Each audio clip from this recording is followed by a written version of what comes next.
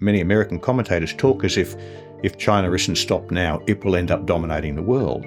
That's just not going to happen. It's not going to happen for the same reason that America no longer dominates the world. The fact is there are too many strong powers elsewhere. In the end, living in a multipolar world is not that bad. It is going to be harder than living in the unipolar world we used to hope that we had, but we don't have that unipolar world. Countries like Russia and China are going to have a lot of influence over the way the world works. The alternative is not returning to the old uncontested unipolar order where everyone sat around accepting American leadership. It's perpetuating a world in which strategic rivalry between nuclear-armed great powers keeps escalating. And that is worse than multipolarity.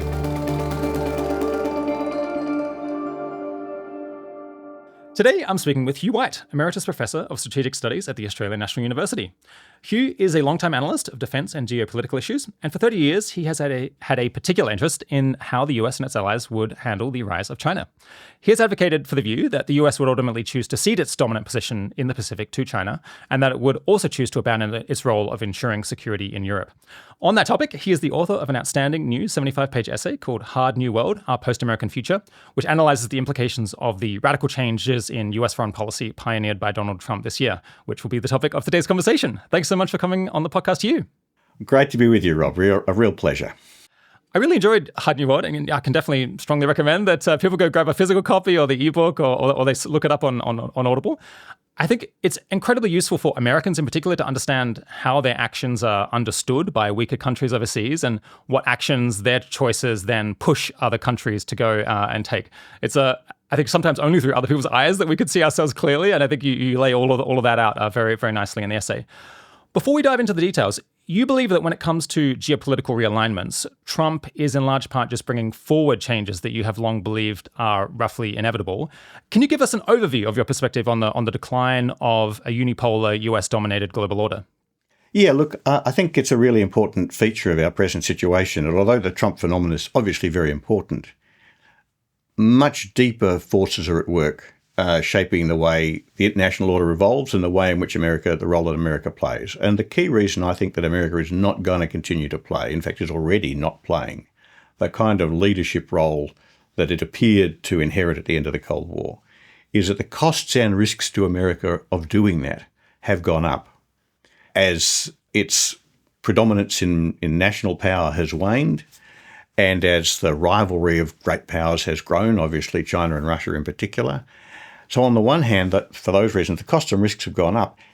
And the imperatives to do so, the things that have driven America in the past to play that, very strong global role that it's played really in different ways throughout the 20th century, or for most of the 20th century, I think those imperatives are weaker.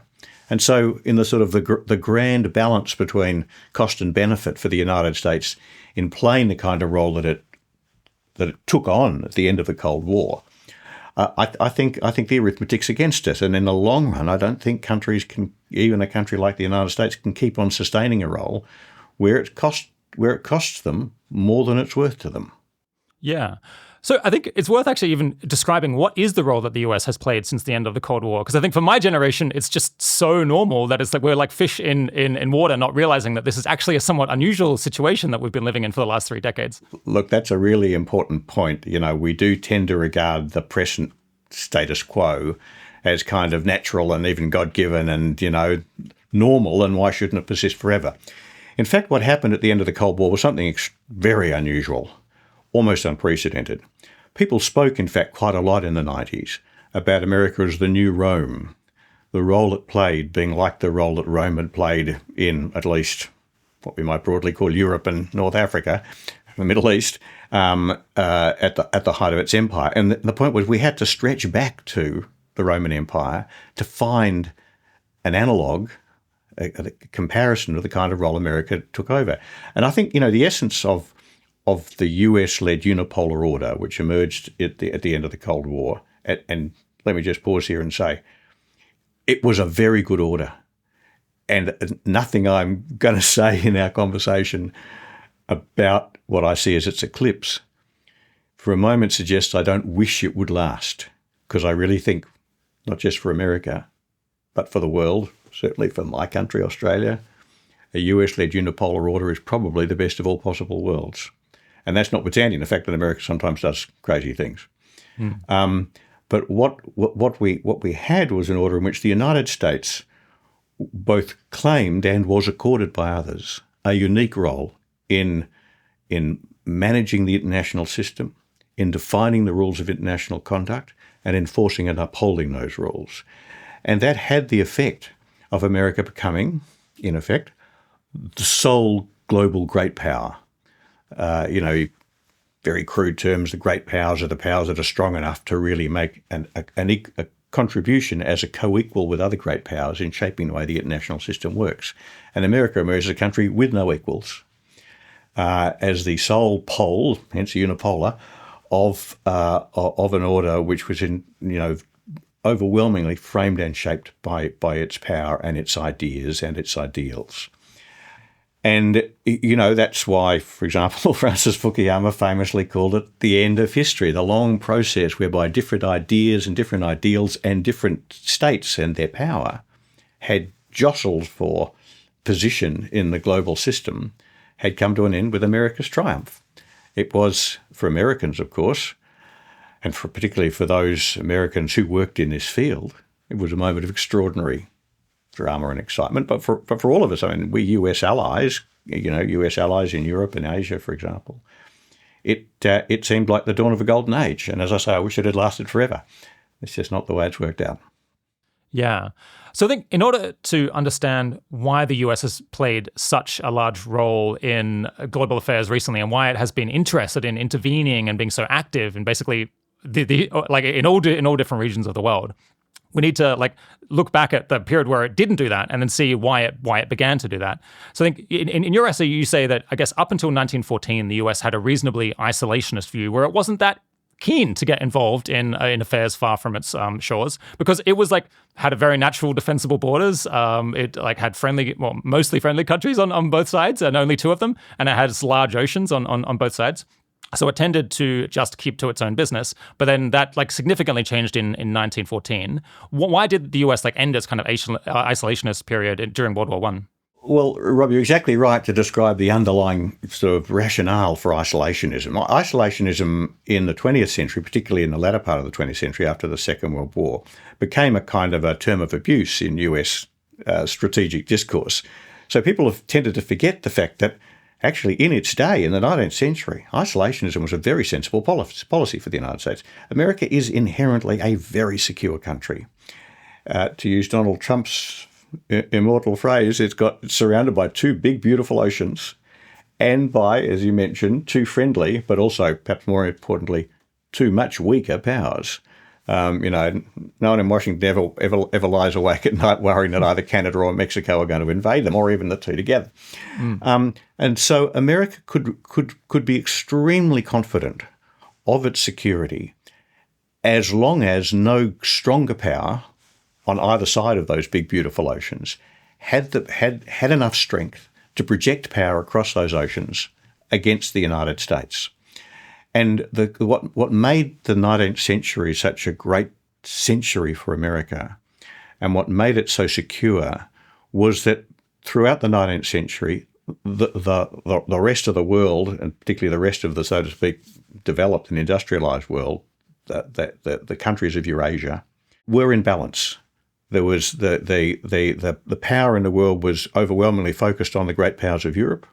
The great powers of Europe subsisted in a very sophisticated balance of power structure between them. There were five great powers in Europe. They were all dedicated to the idea that none of them were going to dominate. And as long as that system survived, as long as that balance was maintained, America could be confident that no one power would come to dominate Europe, therefore no one power would come to dominate Eurasia, therefore no power would have anything like enough strength to project power against the United States in the Western Hemisphere, which meant that the United States could do what George Washington told them to do in his, farewell address, and just keep the hell out of all of that stuff. They can, let the Europeans do the things they do. America will remain secure and aloof from that kind of power politics. And what went wrong, as you touched on in your question, is that in 1914, of course, that balance fell apart. I mean, that's what, in a sense, the First World War, and you might say the Second World War and the Cold War, were about. In the 20th century, Europe and therefore Eurasia were not characterised by the kind of stable balance between multiple great powers that we saw in the 19th century, because what happened in the 19th century was extraordinary economic growth driven by the Industrial Revolution and the extraordinary political developments that went along with that. In particular, of course, the rise of a unified Germany. Germany at the beginning of the century had been a very large number of relatively small states, and the very sharp shifts in power between them meant that by the time you get to the early 20th century, the old balance of forces which had kept Europe so peaceful, and therefore indirectly but very significantly kept America so secure, that had collapsed, and we entered into a new era in which there was a real risk that one power could come to dominate Europe, dominate Eurasia, and therefore become powerful enough to threaten the United States at home in the Western Hemisphere. Now, in the years after 1914, of course, that power was Germany, and particularly after 1917, when the Germans were looking in very good shape, and particularly as Russia fell into its revolution and the Russian war effort collapsed, America faced a real risk that the Germans could win the First World War. And now we find that hard to get our head around because we're so used to, in retrospect. Exactly. In retrospect, it's very natural to think that what actually happened was the only thing that could ever have happened.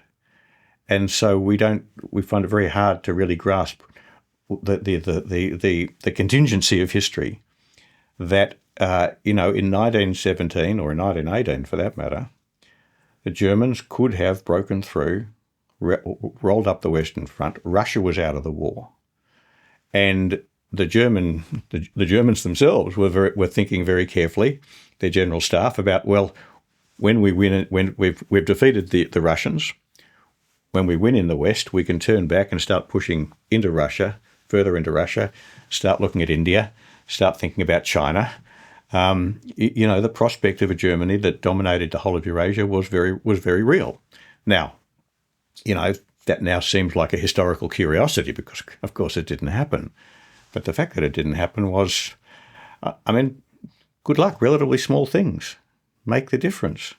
If the Germans mounted a very decisive series of offences in March of 1918, which nearly destroyed the British and French forces.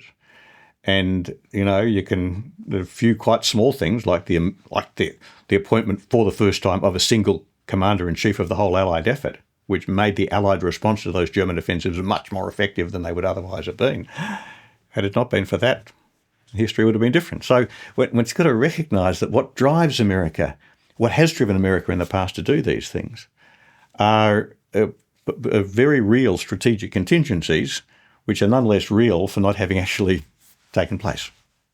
So I imagine the listeners might be champing at the bit to get to the present day because so many interesting radical things are going on right now. The history is important. Exactly. It's the entire setup for what we're about to go into. Yeah. So I guess, you're broadly from the realist school, and I guess the liberal internationalists might say, well, the US government, I'm sure you're an academic, so I'm sure it's complicated, and there'll be like subtleties in how you would describe yourself. But I guess the liberal internationalists would offer an explanation more like they were motivated by their values to kind of promote the sort of values and goals that they had in other countries and prevent different value systems from becoming dominant. I guess you might say that could be a factor that's in play that would influence some people, but to motivate yourself to actually go to war against a major power, you need like more than that. You need to actually feel threatened yourself and to feel like you're at risk. It's not enough to merely want to promote your values. But I guess in the modern era, since the end of the Cold War, if this is your theory, then why is it that the US has played such an active role overseas? No. Well, a really good question. Just to go back to your point before, sure. I don't really regard myself as a realist with a capital R, if I can put it that way, because I certainly don't believe that the only explanation for the way in which states behave to one another is the desire to maximise power or even the desire to maximise security, which is, broadly speaking, what realists think. And I do think that a lot of international conduct is best explained in what you might call liberal internationalist terms. You can't look at the achievement of Europe since the Second World War, the achievement of the EU, for example, or closer to my home, you can't see of the emergence of the Association of Southeast Asian Nations, ASEAN, in the 50-something years since 1968, without seeing that countries really can cooperate with one another for their mutual good. And it's very hard to provide a hard realist explanation for that. But having said that, there are moments where I think it's very hard to explain what states do, except in terms of their deepest concerns about their security. Going to war with another major power is a perfect example of that, because the costs and risks are so high. Now, there's been a long tradition in the United States of America aspiring to see itself as a, light on the hill, a beacon to the world, very sort of Massachusetts ideas. And the idea that when Wilson talked about making the world safe for democracy, he meant making the world safe for democracy, not just for America, but for democracy around the world. I'm sure there was a part of that. But the question you've got to ask oneself is, can one expect a country to take on not just the burdens of running a bit of an aid program or, even doing a little bit of minor policing around the world, but launch the entire country into a nation-defining struggle which will cost the lives of tens or hundreds of thousands of its young people and absorb 20, 30, 40% of its GDP to provide democracy for somebody else?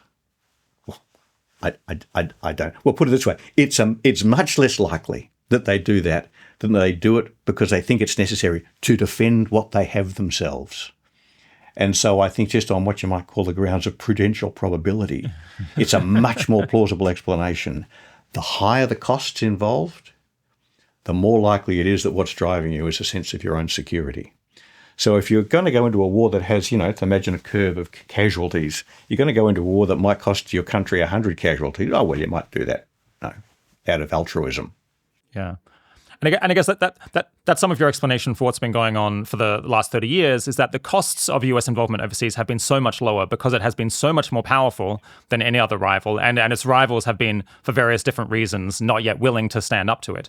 That's it. That's exactly it. I mean, you asked me why has America been willing to take on this leadership role that we talked about earlier, considering that it doesn't have that kind of threat. And I think the answer is, well, pride, actually, and I don't mean that in a negative way. I think Americans, like most people, like the idea of leading. And I think, but what was really important was that it appeared to be very cheap. America that was overwhelmingly predominant in every dimension of national power: economic, technological, diplomatic, military, cultural, which is what it appeared to be in the 1990s. And an America that was convinced that the rest of the world, including the world's most powerful states, broadly accepted America's leadership and moreover accepted the ideas and ideals which underpinned America's leadership. So if you go back to the 1990s, you see a very strong confidence that what you might broadly call the market democratic model of political economy, market economics and electoral democracy and the rule of law and free press and all of that sort of stuff, that appeared to be a set of ideas which were irresistibly on the march. And there was some data for that idea. If you think of the wave of democratization that occurred in the late 80s and 90s, not just in Europe, of course, after the fall of the Berlin Wall, but in Asia, Indonesia, the Philippines, South Korea, Thailand. This really did, and it was happening in Africa as well. This did appear to be, the moment where democracy's time had come. And what's more, the great powers, I shouldn't say that, the strong powers countries like China and Russia, both seemed themselves to be on a track towards democracy. It's sobering to remember that serious people believed that China was heading towards becoming a democracy, notwithstanding what had happened in Tiananmen in 1989 and so on. That Russia's transition to democracy was permanent and would continue. And that these countries, partly because of that, and partly because the advantages they saw for themselves in operating themselves in a world in which the US-led order supported globalization, supported their economic opportunities. It was very widely believed that these countries would accept American leadership as the foundation for the global order and would accept their subordination to American leadership because that was going to be best for them. And America had reason to believe this because, after all, that's what the French and the British and the Germans and the Japanese had all done. And the South Koreans, the countries all around the world were willing to accept that subordination. Why shouldn't China and Russia as well? So it looked like America had entered into an era where its extraordinary power relative to the others, and the fact that it didn't have any rivals because everybody else accepted its position, meant that that exercising leadership was no longer going to be a matter of, intense geopolitical competition. It was going to be a walk in the park, and it was going to be cheap. So you could have your peace dividend and still lead the world. And what's not to like? I spent a lot of time in Washington, D.C. in the 1990s, and I sort of felt this confidence growing. And it was hard not to find it to be seduced by it. Yeah. Seduced by it. Well, seduced and also kind of charmed by it. It seemed like and that's why I said at the beginning, don't get me wrong, I wish this had worked. It was a great model. And then there's a third factor, and that is that one of the things that happened in the 1990s, after the end of the Cold War, after the, terror is not too strong a word, of nuclear war, which had been such a big part of life, actually, during the Cold War. There is a generational thing here, if I can put it that way. There's a whole generation of people have now grown up to, senior positions who don't remember what it was like during the Cold War. And when that ended, people kind of turned their back on nuclear weapons. It was very tempting to just think nuclear weapons, of course, they're still there. The numbers were cut enormously, of course, but they were still there. But people didn't really think that nuclear weapons were going to play a decisive role in the way international relations worked, partly because no country was determined enough to contest America's leading position that it would remotely contemplate the use of nuclear weapons. And so nuclear weapons kind of fell away. So the third thing that's happened is that not just is a general proposition the costs and risks to America of preserving its position as the global leader have increased because its relative power relative to its rivals has increased. It's that the risk of nuclear war in particular, and the risk that a confrontation with a rival great power could produce a nuclear threat to the United States itself, that terrible idea which was such a big deal during the Cold War and which disappeared so quickly from people's strategic imagination afterwards, is back. Back in centre stage. Yeah. Back in centre stage. Well, it's coming back into centre stage. I don't think the penny has yet fully dropped, but one of the reasons why I think what's happened in Ukraine over the last few years has been so very important, and not just, of course, for the Ukrainians, but for the rest of us, is the way in which, amongst other things, it has clarified the continuing significance, the new significance, and the different significance of nuclear weapons in the post-Cold War world.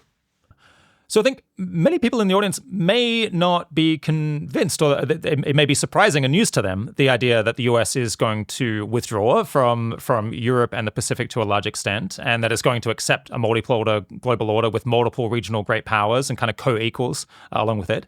For those who are kind of skeptical about that, what can you point to convince them that is the transition that we're currently in the middle of? Yeah, no, really good way to phrase the question. So let's look at the two big theatres, if I can put it this way. There's the Russian challenge to America's position in Europe and the Chinese challenge to America's position in East Asia. And let me just clarify why I think those challenges are so significant to the idea of a US-led unipolar order and why their success presages the emergence of a multipolar order. Because, as I mentioned in our earlier part of our conversation, right at the heart of the idea of the US-led order was the thought that America was the only great power and that America had both the right and the responsibility, which it willingly accepted, to uphold the global order, to preserve the principles upon which it was built, you might say the principles underlying the UN Charter, and to punish those who contradicted them. And in the process of doing that, it meant that America had a right and a responsibility to be strategically active in all parts of the world, and that no country had the right to exclude the United States from its part of the world. In other words, the United States was the world's sole great power, and no other great power could say to America, you can't do that. Stay away. And it's the point's worth making here that one of the characteristics of a great power, a country, in other words, that's strong enough to contribute to framing the whole international system, is that it claims for itself a sphere of influence. It claims for itself an area around its borders from which it purports to exclude other great powers. Now, America is very familiar with this concept because, going back to what we were saying about US isolationism in the 19th century, part of that deal was that America claimed a sphere of influence over the whole of the Western Hemisphere under the Monroe Doctrine, all the way back to 1823 or 1824. That America would rigorously oppose the establishment of any significant presence by an outside power, in particular by a European power, in anywhere in the Western Hemisphere. And as the Spanish empires collapsed and then the British modified their position in Canada, this became a really strong principle for the United States. So it knows what a sphere of influence feels like. Now, that's what other countries wanted to claim too. Now, Russia had, of course, always claimed a degree of sphere of influence in Eastern Europe. And what Russia has been doing under Putin, progressively actually, since 2008 really, with its interventions in Georgia and then obviously with Ukraine in 2014 and, of course, with the invasion more recently, Russia has, amongst other things, been asserting its right to a sphere of influence in its near abroad, to use the phrase the Russians use. And you could say that China is doing exactly the same in East Asia. What China seeks to do is to push the United States out of East Asia, where it's been the leading power, roughly speaking, for 100 years or 120 years, and take its place as the region's leading power. And if the United States no longer plays that role in Europe and in Asia, then it can't claim to do it globally. So these two challenges very directly challenge America's claim to global leadership. Now, the reason I think that what we're seeing happening there marks the end of that is because I think both those challenges are succeeding. To look at the Asian one first, what's happened is over the last, I think you'd probably say 15 years. I think the historians looking back will say that 2010 was the point at which China started overtly to challenge America's position as the leading power in East Asia. What's happened is that as China's challenge has picked up, become more intense, the United States faced a choice. It could either push back decisively and really work hard to preserve America's position, or it could acquiesce in China's bid to push it out. Now, what America has in fact done is talk about pushing back, and done so quite consistently. Barack Obama came to Canberra, where I'm speaking to declare the pivot in 2011, talking about America being all in to preserve its position as a leading power in East Asia. He talked about using all the elements of American power. There was a kind of an interregnum under Trump, and then the Biden administration came back in and talked a lot about pushing back against China. Joe Biden talked about being in a contest for the 21st century, winning the contest for the 21st century against China. But if you look at what America actually did, the answer is just about nothing. Now, there's a few dimensions to this: diplomatic, economic, and military, but I'll just focus on the military. If you go back to the last time the United States and China had serious military confrontation in Asia, which was in 1996, America's military position in Asia vis-a-vis China was just overwhelmingly strong. Particularly at sea, China was hardly a maritime power at all. And East Asia is very much a maritime theatre. And so, if war had broken out in March of 1996, which it, could have, America just would have won in a week. And from that time on, China's air and maritime capabilities started growing like that, powered by, of course, an extraordinary economic rise, extraordinary development of technological capabilities, major reorganisations of the PLA, and a very tight focus by the Chinese on developing exactly the capabilities they needed to counter America's position in the Western Pacific. And the fact is that America's let that happen. So if you drew a little graph of Chinese and American military positions in the Western Pacific, America started up there and China started down there. America's gone like that and China's gone like that.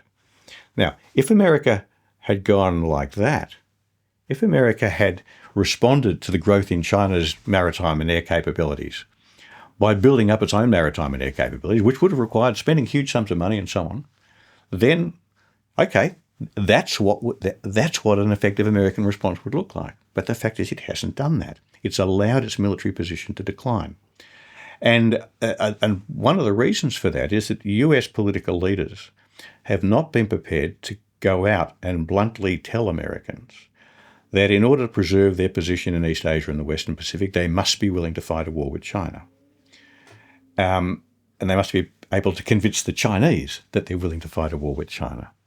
And so whilst there's been lots of talk about America defending its leadership, they hasn't been prepared to either do what was really necessary or explain to the American people why it was really necessary. And there's a very big contrast there with the Cold War. Because what America did in the Cold War when it decided to contain the Soviet Union was to engineer massive growth in American military capability and spend a great deal of time and a great deal of eloquence explaining to the American people why that was so. Now, you look at what's happened in Europe, the same story unfolds, although in a different sequencing, because Russia is not the kind of rival that China is. But what we saw when, for example, Russia moved into Crimea in 2014 and moved into some of the oblasts, began moving into some of the oblasts that it's now claiming, is that America said, well, you know, tut, you mustn't do that. But it did not bring Ukraine into NATO back then. It did nothing to substantially reinforce US military forces in Asia, in Europe rather. Along with other NATO countries, it posted tiny little token forces to forward positions in the Baltic states and in Poland. But it did nothing the very tiny scale of those deployments almost demonstrated not that America was serious, but that it wasn't serious. If you confront Russian aggression in the years after 2014 by deploying battalions of 1,000 or fewer soldiers here and there rather than divisions and armies, then you're really telling Russia, in fact, what we now know to be the case. That is that the United States was not prepared to go to Russia to defend Ukraine. And if it wasn't prepared to go to Russia to defend Ukraine, my argument is it couldn't defend the US-led order in Europe. And that was true even before Donald Trump appeared. Yeah, I think, and on your model, this issue of nuclear blackmail is really central. That, I guess, especially in the Russian case, that the Russians can always threaten when an issue in their near abroad is at stake. They can always kind of threaten to use tactical or even strategic nuclear weapons, something that terrifies correctly people in the United States and in Europe. And the US cannot respond despite having nuclear weapons by saying, well, if you do that, we will attack you with nuclear weapons. They can't match it because it's not credible, because, of course, they just don't care as much about Ukraine as Russia does. That's exactly right. And this is the big asymmetry between America's position during the Cold War and America's position today. Because during the Cold War, what America succeeded in convincing the Kremlin of was that America was willing to fight a nuclear war, including accepting devastating Soviet nuclear attacks on US cities, in order to prevent the Soviet Union pushing through the boundary between them, the Iron Curtain down the middle of Europe. So America succeeded, and for decades on end, succeeded in convincing the Soviets that they were so serious about defending their position as the guardian of Western Europe, and therefore to contain the Soviet Union, so determined to preserve the status quo between them, that they were willing to pay the unimaginable costs of a nuclear war in order to do so. And I might say, of course, the Soviets succeeded in convincing the Americans of the same thing. And so what made this Cold War so distinctive was the symmetry of resolve between the two sides. Both sides were absolutely determined that they weren't going to let the other move, and they persuaded the other of that. And so neither side ever took the risk. Now, the problem we have today is that it's perfectly credible for Russia to threaten to use nuclear weapons against Ukraine, knowing that the United States will not retaliate. Because, exactly as you say, they know that Ukraine, no matter what they might say, Ukraine does not matter to the United States, or you might say to Europe, or I might say to Europe, to the Europeans, European NATO countries either, enough for them to be able to credibly threaten nuclear retaliation. And we saw this at work back in 2022, towards the end of 2022, when Ukraine's very successful counteroffensives, two counteroffensives actually, one in the north, near Kharkiv, and the other in the south, near Kherson, threatened to really roll up the Russian positions. And that was the point at which, as we now know from Bob Woodward's book, The War, the Americans assessed there was a 50% chance that Putin would use nuclear weapons. Now, in the end, the problem went away because the Russian forces held, the Ukrainian offensives ran out of steam. But had that not happened, then the risk of Putin going nuclear would have been very high. And he knew, because Joe Biden had told him, that the Americans would not use nuclear weapons to retaliate. So it was going to be very hard to deter Putin from doing that. Now, I say Biden told him because Biden, all the way back in 2021, when the fears of a Russian invasion of Ukraine were growing, said in words of one syllable, and almost exactly these words, America will not fight World War III in Ukraine. Now, to anyone like Joe Biden of the Cold War generation, that phrase World War III means only one thing. It means we will not fight a nuclear war on this. Let's wind forward a little bit to the present day and the changes that Trump has been making this year. Because why do you see Trump's moves as, or can you explain in what ways Trump's moves are basically the beginning or a fulfillment of this prediction that the US would begin to accept other great powers? Look, it's a really interesting and important and complex question, because I do think the Trump phenomenon, Trump's revolution in American politics, is extremely important. But for the reasons I've explained, I don't think they're the principal driver of the fundamental shift in America's role in the world and hence of the global order. I think what drives that are these much bigger shifts in the distribution of wealth and power and the collapse of the revival of ambition for great power status amongst countries like Russia and China.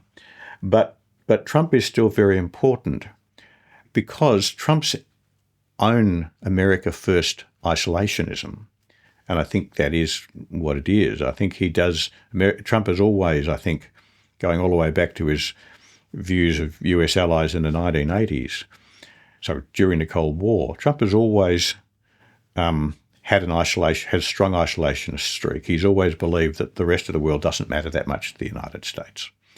And that's reinforced, I think, by two characteristics of his personality. Now, one's got to be very careful making strategic judgments on the basis of assessments of people's personality, particularly when one's not a psychologist at all. But it does seem to me two things about Trump's personality are very important in this. The first is that he doesn't like dependence. He doesn't like allies. He doesn't like people who rely on him. He doesn't like weak people. But he does quite like strong people. So there's this strange thing that he likes Putin and Xi more than he likes his allies. And, we might wonder what that means about him psychologically, but the fact is that what it does mean is that Trump is much more willing than any previous American leader to accept, on the one hand, accept other great powers as co-equals with the United States. I think he has very little trouble with that indeed. And on the other hand, to reject the idea that America should take responsibility for defending a whole lot of what he would see as mendicant allies who can't be bothered defending themselves. And so I think he's because of these peculiarities of his personality, his attitudes actually, by coincidence, so to speak, fit the strategic imperatives that America faces at the moment. That's the first point. The second point is that, stepping back from Trump's particular personality, is that what Trump thinks does seem to fit with what most Americans think.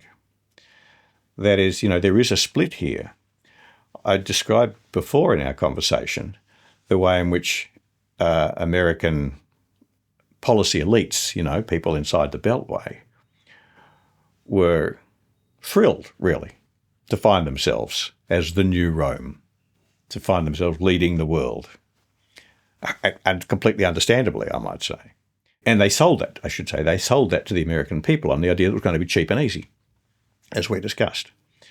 But even in grand historical terms, the relatively small, cheap wars of Iraq and Afghanistan convinced a lot of Americans outside the Beltway that this was not cheap and easy. And if you think that was too much, imagine what a war with China or Russia would be like. So I think what we've seen, and it's part of obviously a broader collapse in political consensus in the United States about the direction of the country, is that the idea that America should function as the global leader, which remains amongst what you might call the orthodox, political classes in Washington as an uncontestable truth, is both to Donald Trump and to the vast majority of American voters highly contestable, indeed unsustainable. Now, when Trump first rode down the elevators and into American politics in 2016, one of the reasons why the American political establishment on both sides of the aisle didn't take him seriously was precisely because of his isolationism. And there was a strong view that American voters would simply not vote for a candidate who did not take seriously the importance of American global leadership. And it turned out they were wrong, and they were wrong repeatedly. I place great emphasis on the fact that if, the New York Times has set this out for us very neatly, that if you go back and look at the 3 elections in which Trump has stood, in over 50% of the counties across the United States, the vote for Trump has increased every time, 3 times in a row. This is a political phenomenon. And one of the things it shows you is that, for as far as Americans are concerned, a president who doesn't want to accept the burdens of American global leadership is fine by them. And so I think there's 2 things going on here with Trump. His own personality fits, if you like, the strategic zeitgeist, but it also fits the changing dynamics of American public opinion on this question. And the underlying reason for that, it seems to me, goes back to the thing we were talking about before. During the Cold War, American political leaders explained to American voters with great clarity why they believed it was necessary for America to accept the extraordinary burdens that it accepted during the Cold War in order to contain the Soviet Union. Whereas since the end of the Cold War, and particularly since the emergence of Russia and China as great power rivals to the United States and challengers to the US-led international order, US political leaders have not come out and explained to American people why they need to bear these burdens and carry these costs. They've tended to assume that the burdens would be very light. And as it's become clearer and clearer that the burdens are not going to be light, I think the credibility of that position has dropped away. So to what extent do you think it's the case that the current administration sees things this way, that it is actively accepting that it's heading towards a multipolar order? I think in the essay you talk about how, well, Trump doesn't kind of explicitly say this, but then the way that he talks in many ways indicates that he's kind of that is something that he's comfortable with. And then you've got Marco Rubio, the Secretary of State. You quote various different things that he said during his confirmation hearings, where he seemed to more or less explicitly say that he thought that it was acceptable and maybe even desirable to head towards a multipolar order in which the US plays a leading role amongst sort of equals. Yeah, do you think this is kind of the current policy, or is this something that they're gradually coming around to? Well, look, I think, his best friends wouldn't say that Donald Trump is a great theorist of international relations or a policy wonk. So Trump himself doesn't talk in these terms.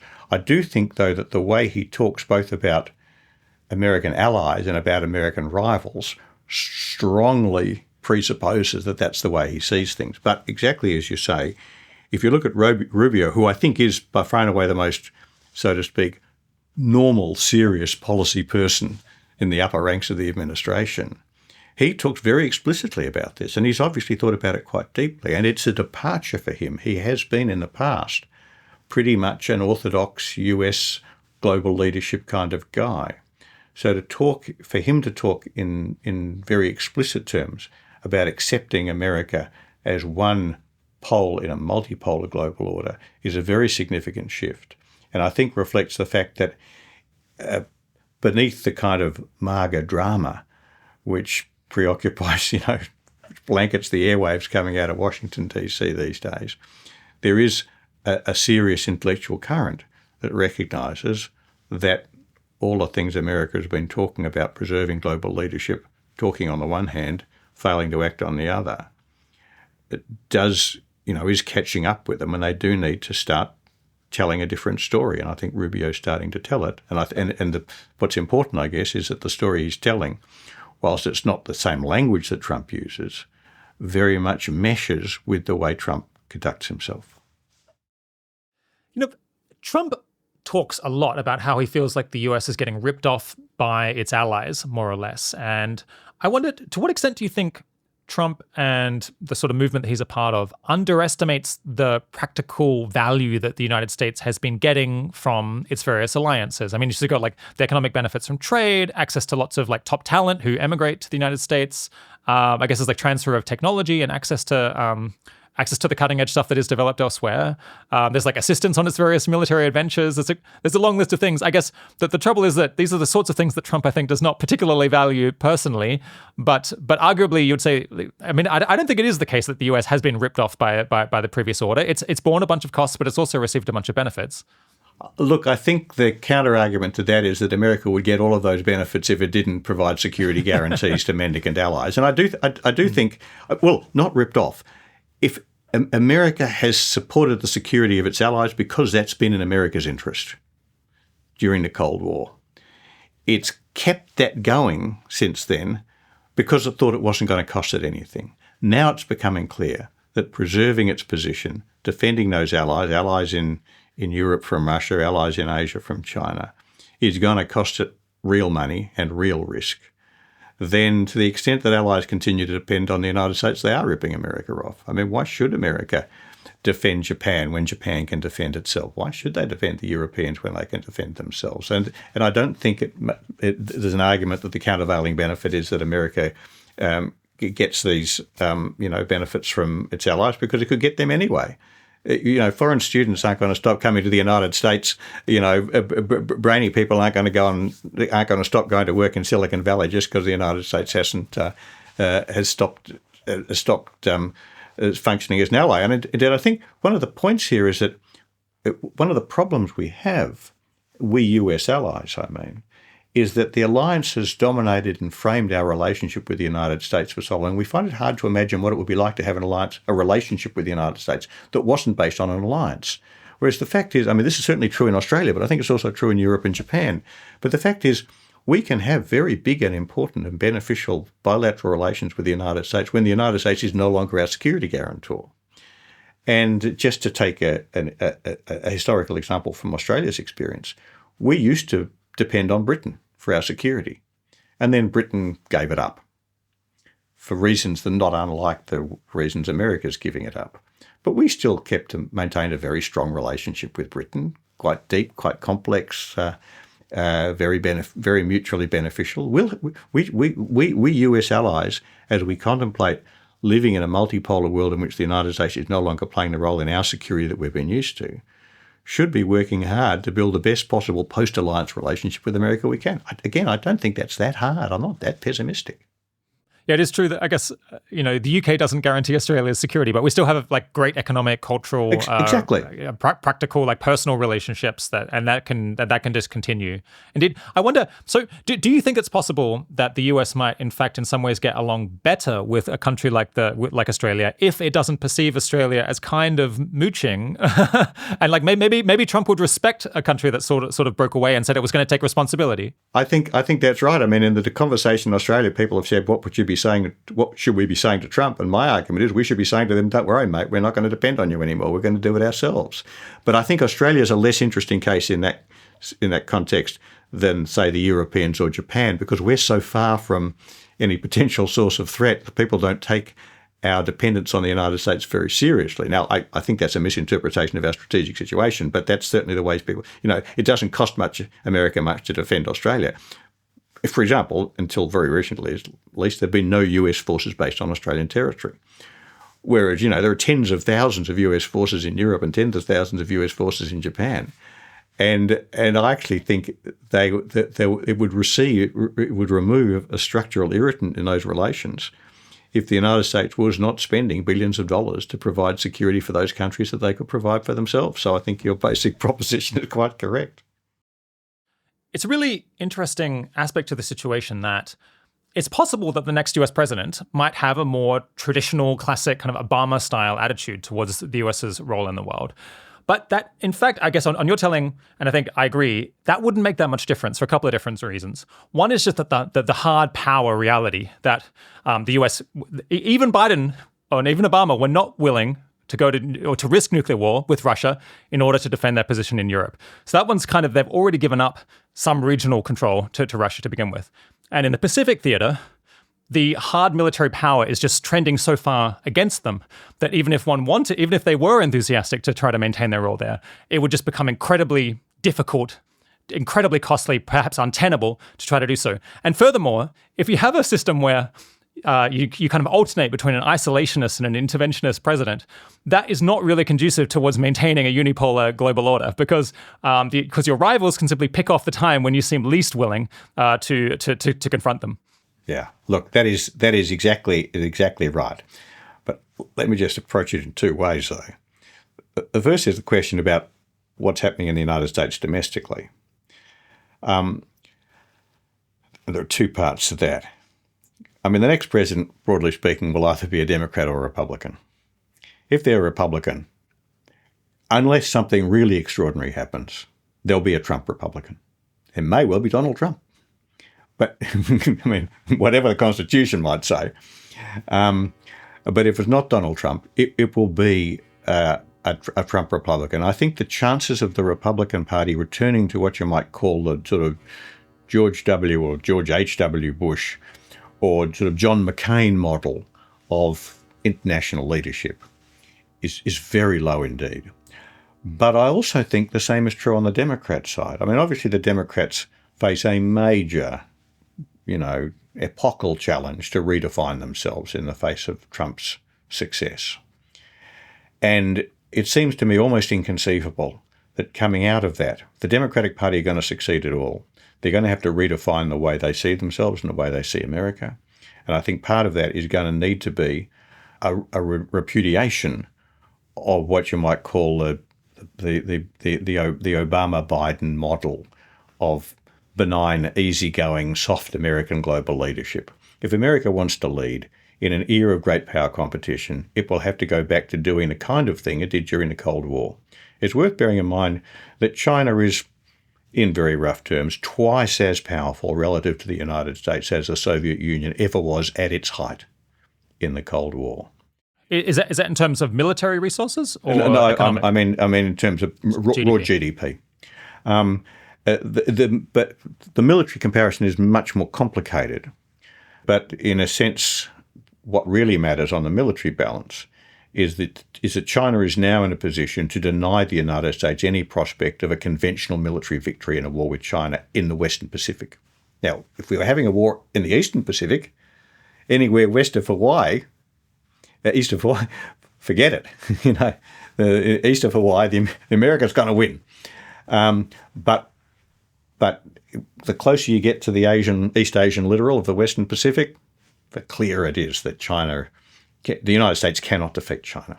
Now, if the United States wanted to reverse that, which they would have to do if they wanted to preserve their leadership in Asia, they could perhaps do it by spending 7 or 8 or 9% of GDP on defence and convincing the Chinese they're willing to fight a nuclear war. And convincing the American electorate to stick with all of that, so exactly. That it's a credible long-term commitment. That's exactly it. But in order to do that, they have to persuade the American people that this is absolutely necessary. Now, if they could persuade the American people that if they didn't stop China dominating East Asia and the Western Pacific, then China would go on and dominate Eurasia and potentially threaten the United States at home, in other words, back to the kind of challenge that Americans believed they faced in the 20th century, then maybe they could again, as their predecessors did, convince the American public to do that.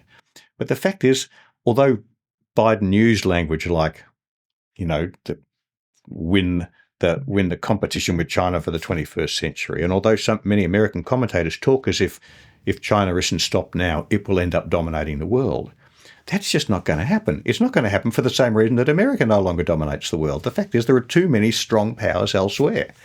There's the United States. There's Russia, which we now understand is, for all its weaknesses, a very strong country. There's Europe. We might come back to Europe later. There's India, which we don't want to forget about. There's Indonesia, which nobody talks about, but Indonesia will, well before the middle of this century, be the fourth biggest economy in the world. Now, it won't be, I don't think, a global great power comparable with the first five I mentioned, but it's going to be a very significant player. And there's Japan, which is not going away.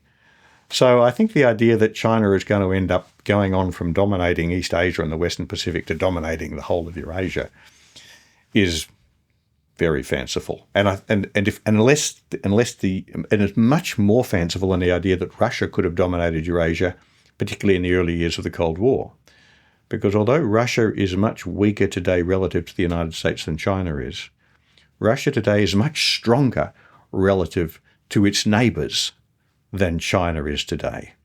China is a strong country surrounded by strong countries. Russia was a strong country surrounded by very weak countries. Yeah. So as people can tell, you think quite a lot about just like hard economic and military power as kind of the key fundamentals that are driving the relationship between different countries.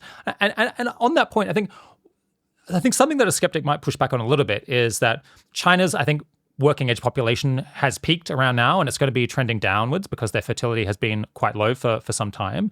And their economic growth was spectacular for a while, but now is kind of a bit more mediocre. It's come back down to earth, and maybe it will slow down further as they approach the technological frontier, and there's fewer easy low-hanging fruit for them to grab.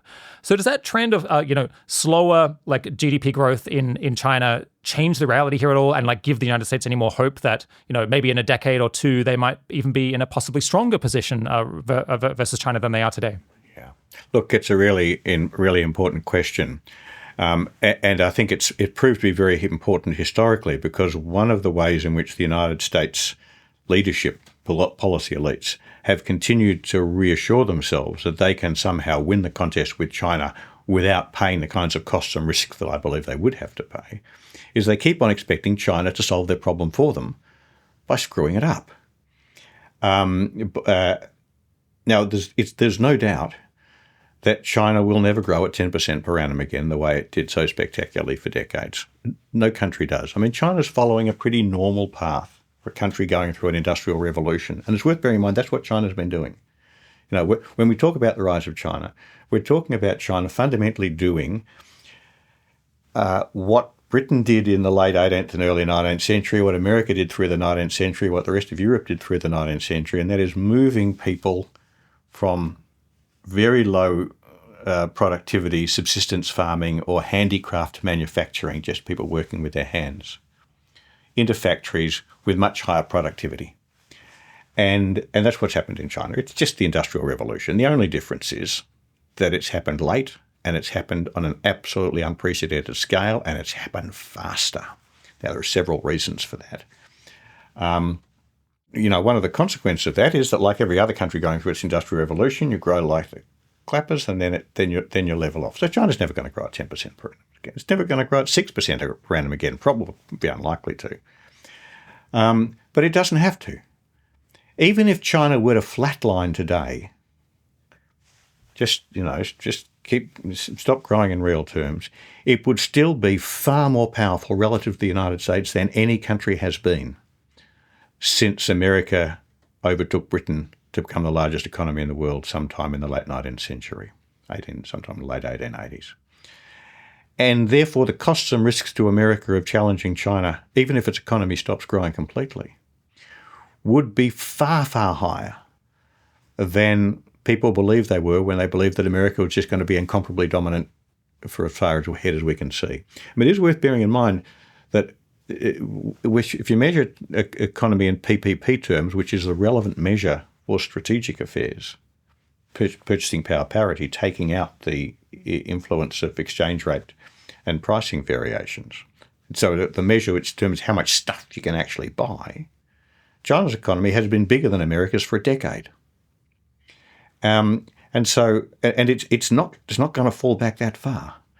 Sometimes the peak China idea suggests that China's gone up like that and it's going to fall away like that. No economy has ever done that, actually. What might happen is that it just goes like that. But even if it goes like that, you're drawing a flat line for people who can't see the video. Yeah, sorry. Yeah. The Chinese problem is not going to disappear because the Chinese economy disappears. The Chinese economy is here to stay. We now live in a world in which the United States no longer has the biggest economy in the world, and that is a reality we in the West find it extraordinarily hard to get our heads around. But that is the really fundamental reality that we're dealing with. And so I think, it's worth bearing in mind, ever since China started the process of economic reform and opening, which has produced this miracle, and it is a miracle, it is the largest, swiftest, most spectacular shift in the distribution of wealth and power between nations. And one might say also the largest increase in material human welfare in human history by miles. Ever since that process began in 1979 with Deng Xiaoping's declarations, we in the West have underestimated what China could achieve. Now, that's not to say that the Chinese won't make all sorts of mistakes. Of course they will. But I think it would be the height of folly to base any strategic policy on the expectation that China will be less strong relative to the United States in future than it is today. And it will be more prudent to expect that it will be more strong relative to the United States than it is today. And that's particularly true because there's one specific aspect of China's rise which we're only now coming to terms with, and that is that China has moved from being a technology taker to being a technology creator much, much faster than anyone expected. And, this is obviously an immensely complex issue, but the idea that China was just a dumb economy putting together stuff designed in California or stealing other people's ideas. It's long gone. Anyone who still thinks that has not been paying attention. One of the remarkable things China has done has expanded tertiary education faster and earlier in its industrial revolution process than any other country has done before. And so I think the short answer to your question is no. China is here to stay as an exceptionally powerful country. We're going to live in a world in which China is the most powerful country. We may well live in a world in which China is the most sophisticated country technologically.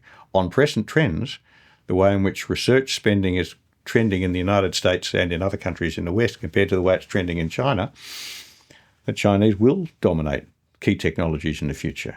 And so we're going to have to learn to live with that.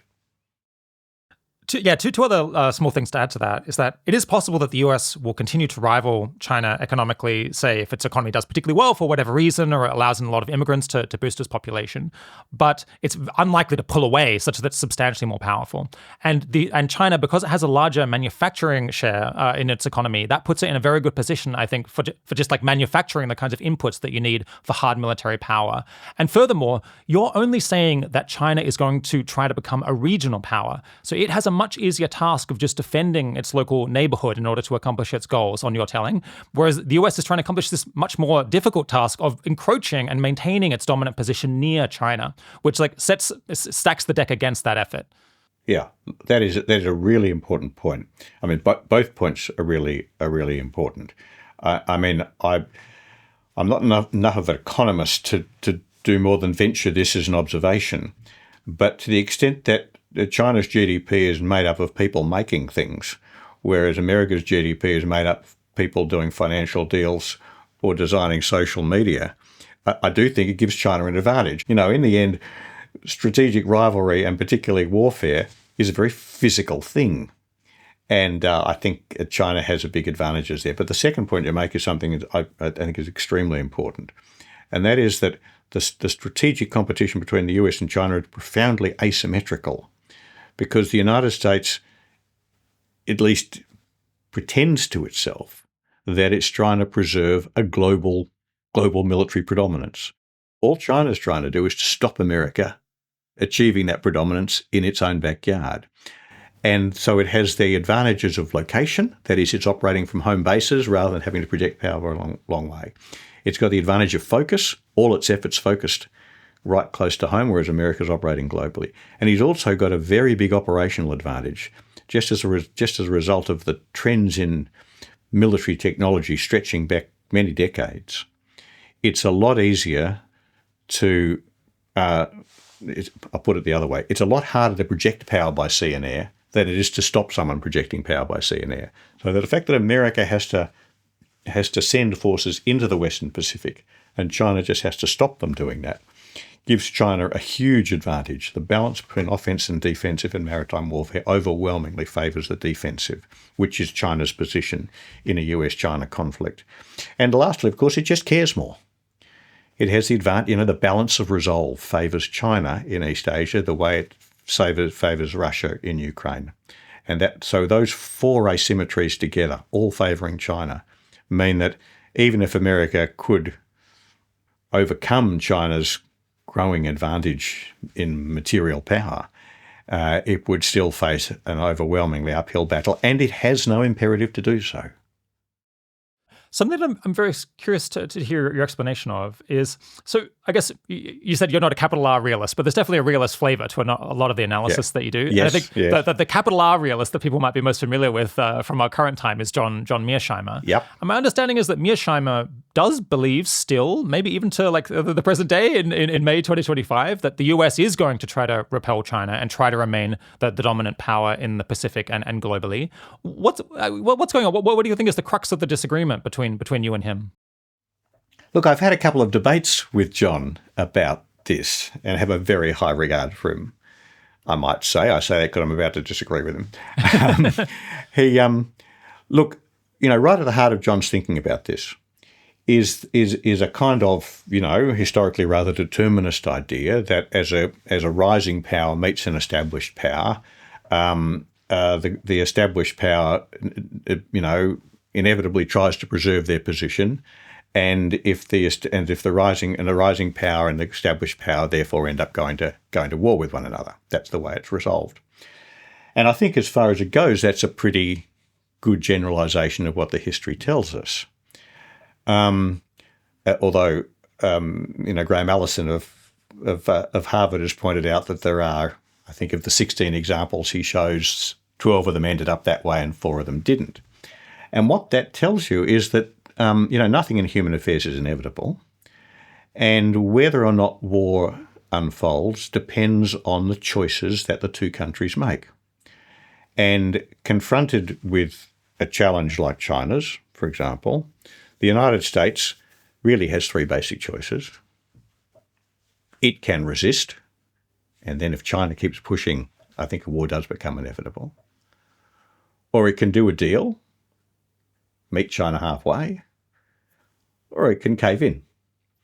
Now, war is very likely in these circumstances, but it's not inevitable because it's perfectly possible for a country to choose to step back to avoid war. And that's what I believe America is doing. Now, they don't talk that way, at least haven't until Trump. Joe Biden 4 times came out and said that the United States would defend Taiwan. But that's what he says. But nothing America has done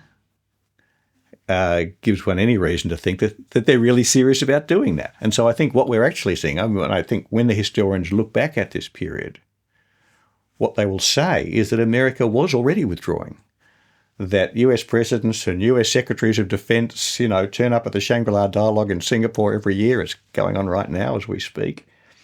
And stand up and tell the assembled multitudes in Singapore that America is committed to remaining a major power in the Western Pacific, but nothing is happening to reinforce that.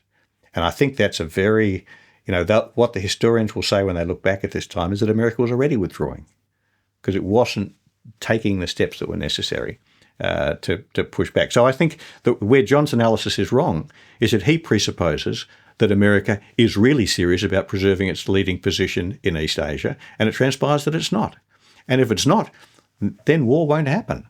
Now, I shouldn't say won't happen, because it's always possible that war could break out, so to speak, by mistake. That is that the United States will find itself in a position where it has to make a choice between going to war with China or stepping back. And although all of the logic of the argument that I've been presenting suggests that it should step back, it might nonetheless make the wrong decision. In other words, America has been, over the last decades, has been making what I would see as the right decision from its own point of view. That is, not spending vast sums of money to reinforce a position in East Asia, to defend its leadership in this region, which it doesn't need for its own purposes. But that on the night, at 3:00 in the morning, when the crisis breaks and the president is faced with a really appalling decision, a president, particularly a Joe Biden, I might say, might make the wrong call and go to war anyway. I think that's a very significant risk. It's also a risk, I think, with Trump, notwithstanding all the things that I've said about him. I don't have very high confidence in Trump's capacity to make the right call at 3:00 in the morning. Yeah. I think if I imagine someone who was saying, like, there's a certain logic to what you're saying, but I think that we should aspire to a different future. I think that we should try to maintain, U.S. preeminence. I think we should at least, maybe they're going to have to make some concessions to other countries, but I think that the U.S. should aspire to, contain to a significant extent countries like Russia and China. I think they would say, well, firstly, you're saying there isn't the resolve in the United States to spend the necessary resources to do that. But we could try to change that. We could try to convince people that this really is a responsibility worth shouldering. And then we could spend 7% of GDP, perhaps, on the military required to do it.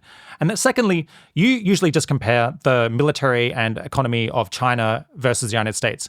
But if we considered the United States and all of its up till now allies together, maybe collectively, if they were able to act cooperatively as a group, and if they were able to remain together through this period, they perhaps could maintain a decent degree of dominance. Now, if you throw in Japan and all of NATO and Australia and perhaps a bit of help from India as well, perhaps that would be enough to if they really believed that they were going to work together, that would be enough to discourage China from, for example, attacking Taiwan or trying to push the US out of the Pacific. What would you say to someone with that kind of philosophy? Yeah, look, it's a perfectly respectable argument to make. I just don't think it works. So, first point to make is cross India off the list. India is a great power in its own right, sees itself as a great power in its own right, is the third biggest economy in the world now, will, before very long, be the second biggest economy in the world. India wants to sit at that top table in its own right. And it is not going to support the United States, in particularly support the United States by convincingly committing itself to go to war with China in order to support American primacy. What India will try and do is establish its own great power status and its own sphere of influence in its own backyard, South Asia and the Indian Ocean.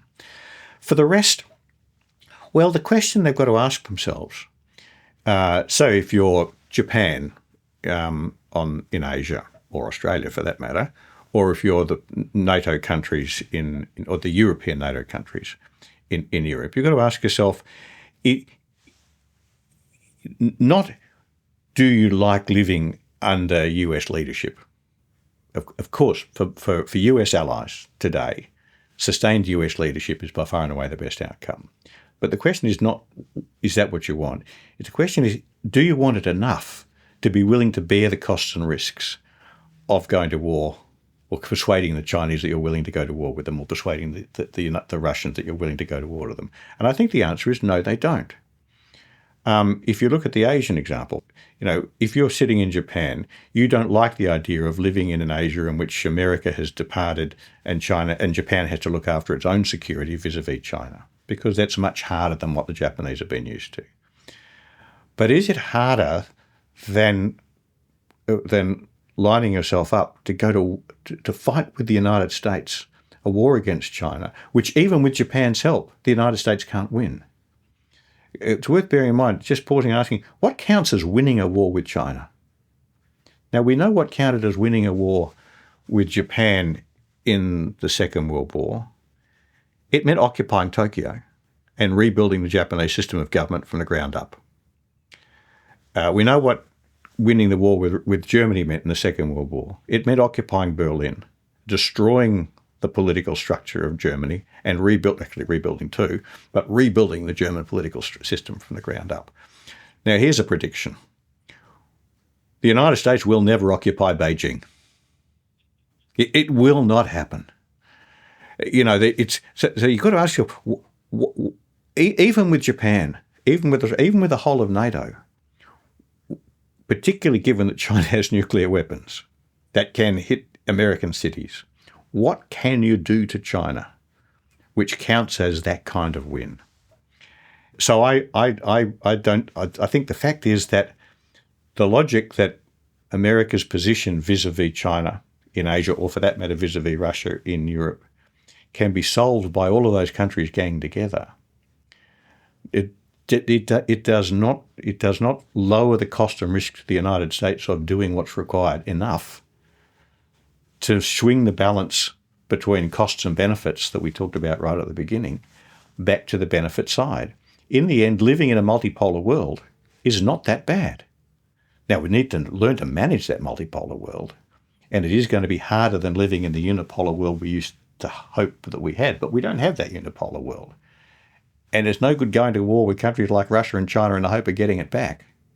We live in a multipolar world. We've got to make a multipolar world work. And that means accepting, reluctantly, that countries like Russia and China are going to have a lot of influence over the way the world works. That's the logic of power. Yes, so I guess an important part of your argument is that countries, when they really look this reality in the face, when they look at their choices head on, they're going to conclude that a multipolar order perhaps isn't as bad as they feared in previous years. Or at least isn't as bad as the alternative, because the alternative that they face is not returning to the old uncontested unipolar order where everyone sat around accepting American leadership. It's perpetuating a world in which strategic rivalry between nuclear-armed great powers keeps escalating. And that is worse than multipolarity. Yeah, do you want to make the case that, I guess, a more peaceful multipolarity, where with multiple regional great powers that largely respect one another's spheres of influence, that is not so bad, and that people should, and that we will reasonably choose not to go to war in order to avoid it, because in fact it is an acceptable outcome? Well, I don't want to be too Pollyanna-ish about this. The only claim I think I have to make is that it's better than the alternative, which is escalating strategic rivalry between nuclear-armed great powers and a growing risk of nuclear war. So I'm setting the bar pretty low, and it is a pretty bad future. It's a future in which Ukraine, for example, seems likely to be subordinated to Russia. It's a future in which Taiwan is likely to be subordinated to China. It's a future in which countries like Japan, if they want to preserve their position in a Chinese-dominated region, are going to have to acquire their own nuclear weapons, I think. It is a world in which, amongst other things, nuclear proliferation is going to, I think, take off. So it's a darker world. It's just not as dark as the world in which the United States, with or without a whole lot of allies, attempts to preserve the unipolar order by trying to contain those countries, because I don't think that's a competition we can win. And I think that's what we've learnt in Ukraine.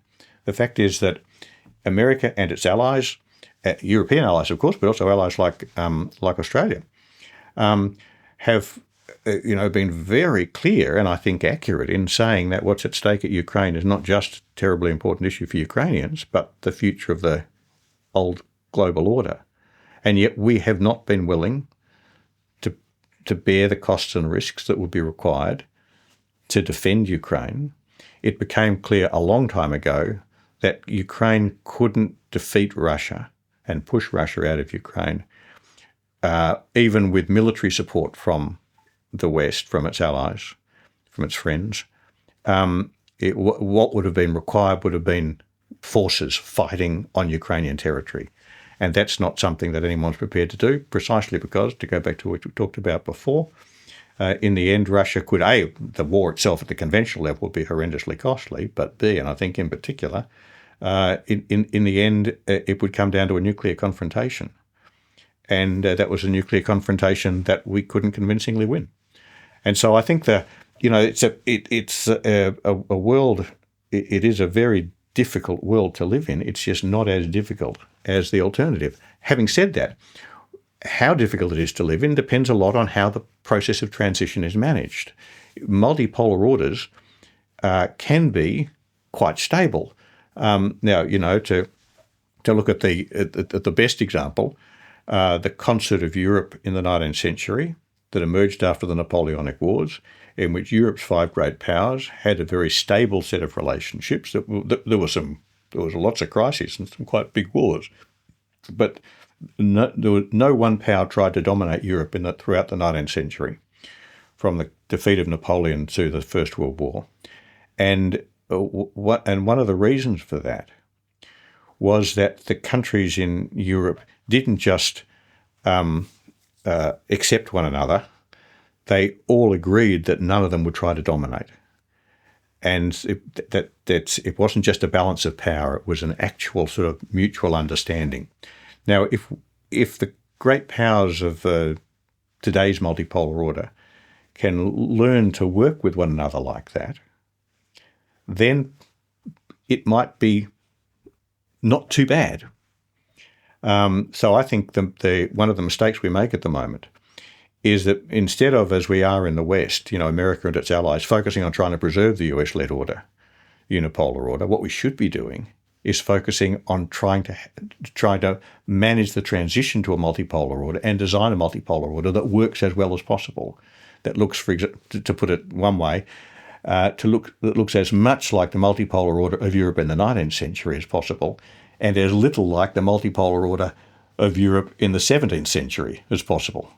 Because the 17th and 18th century, but the 17th century in particular was a real bad time. Very bloody century. A real bad time. Okay, I want to turn to a different aspect of the whole situation that we find ourselves in this year, which is, I guess we've been talking about the US sort of withdrawing from its alliances and withdrawing its security guarantees in different places. But perhaps a more surprising thing that has happened this year is that the US has begun to act perhaps more like a regional great power in threatening, cajoling, criticizing, countries within its own sphere of influence, including, Canada, I guess Denmark via Greenland, talking about taking land from Panama. Is this something that you predicted? And I guess how do you interpret this? Do you think of this as more of a Trump-specific thing that might pass in time, or do you think this is here to stay? That the US is now thinks of itself as a regional hegemon, and it's going to sometimes turn the screws on countries that were until recently more like allies and partners? Look, I think the three cases you mentioned, Trump's attitude towards Greenland, Panama, and Canada, are very Trump-specific. But let me say, America has always seen itself, under every president, as a great power. It has always taken the Monroe Doctrine extremely seriously. It's always been hypersensitive to the idea of the intrusion into its very big backyard of any potential rival power, and so there's no shift in that. I think that the fact though that so I think Trump's sort of turbocharging of that principle is so exceptional, because one of the characteristics of American hegemony in its own backyard in the Western Hemisphere, stretching back a long way, is that most of the time it's been pretty soft.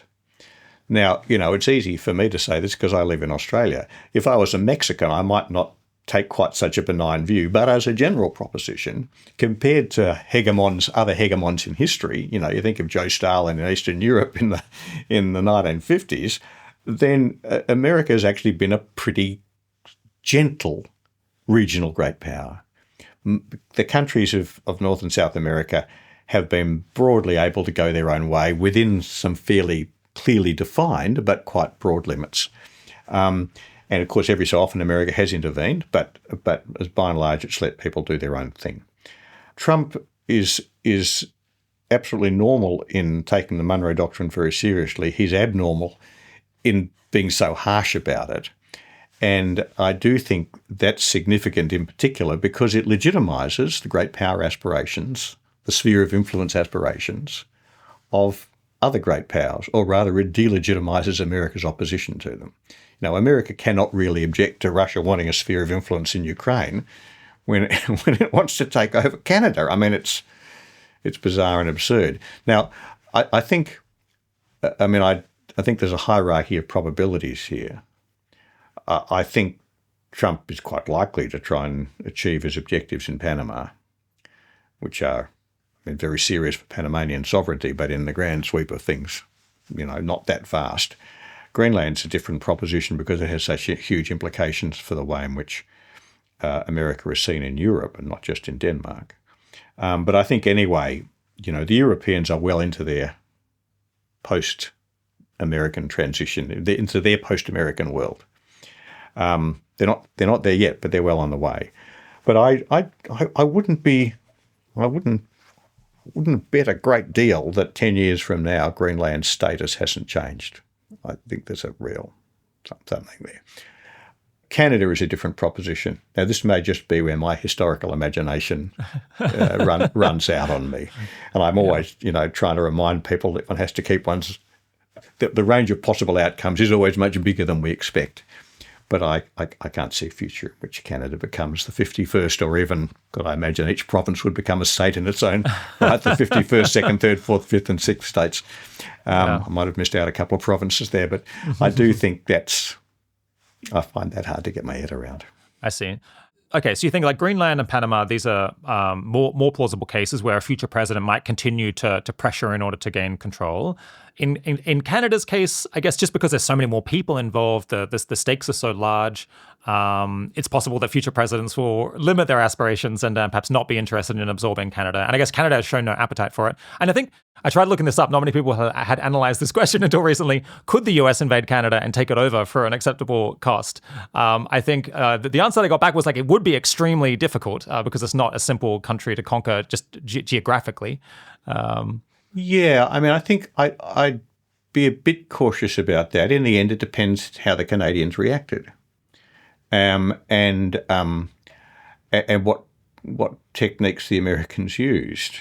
The Americans have got nuclear weapons too, remember.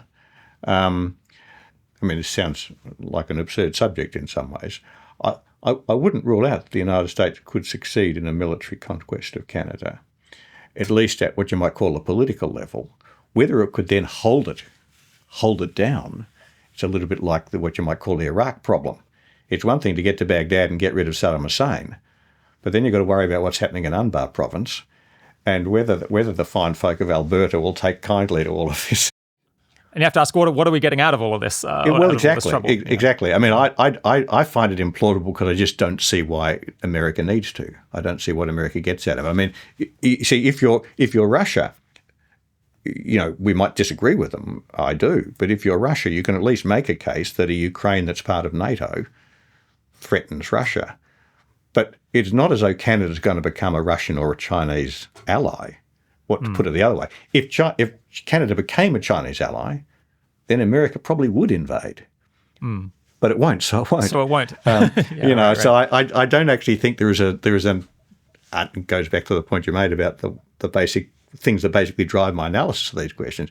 I don't think there's going to be a robust strategic argument for why America needs to do it, and I therefore think they probably won't. Now, because taking over Greenland will be a much less costly proposition, it's something that you could be more credibly do on the basis of a whim. But taking over Canada would, by any standards, even if not actually impossible, would be a hell of an undertaking. And I just don't think that I don't. It's in the end, a lot of these things boil down to cost-benefit analyses, and I don't think the benefits outweigh the costs. Okay, well, let's think about other ways that the US could pressure, countries in Europe or countries that until recently were allies in order to extract concessions and things that it likes. If it continues with this somewhat Trumpian attitude of wanting to get as much advantage out of its relationship with other countries as possible, where else might you see the United States kind of turning the screws on countries like the US countries like the UK or Australia or Germany or Mexico? Look, it's an interesting question because there is, of course, a tension here in Trump's approach to these questions, and Trump and his administrations, because on the one hand, it wants to demand more, and on the other hand, it wants to offer less, and that's not a great bargaining position. So, the big thing that America has offered Europe, for example, has been a guarantee of Europe's security, or at least purported to provide a guarantee of Europe's security in return for Europe doing various things. And periodically, American presidents with different tones of voice, not just Trump, in other words, have cajoled the Europeans into doing things for fear of losing that guarantee. There's always been an artificiality about that, because in the end, America has provided security guarantee to Europeans, not because it likes the Europeans, but because that's been important to America's security. And if it's important to America's security, it doesn't matter what the Europeans are doing. America's been doing it for its own purposes. So the credibility of those threats has always been a bit uncertain.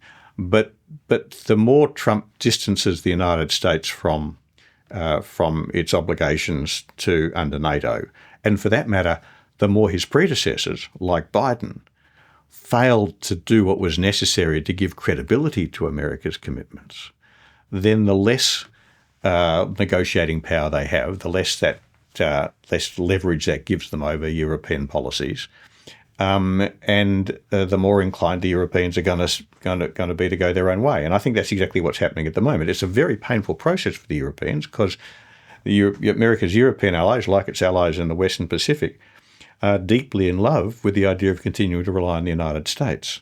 And they've been very reluctant to read the signs. I mean, this is the Australian story, I might say. Very reluctant to read the evidence, to notice the evidence that says that America is becoming a less and less credible strategic guarantor, evidence going back over many decades. But because Trump, this is one of the consequences of Trump as an individual, because Trump has so dramatised America's stepping back from its role, it's, I think, significantly reduced its capacity to pressure Europeans and Australians and everybody else on these issues. So I think as a result, I think what's happening is that America is becoming less and less influential rather than more and more.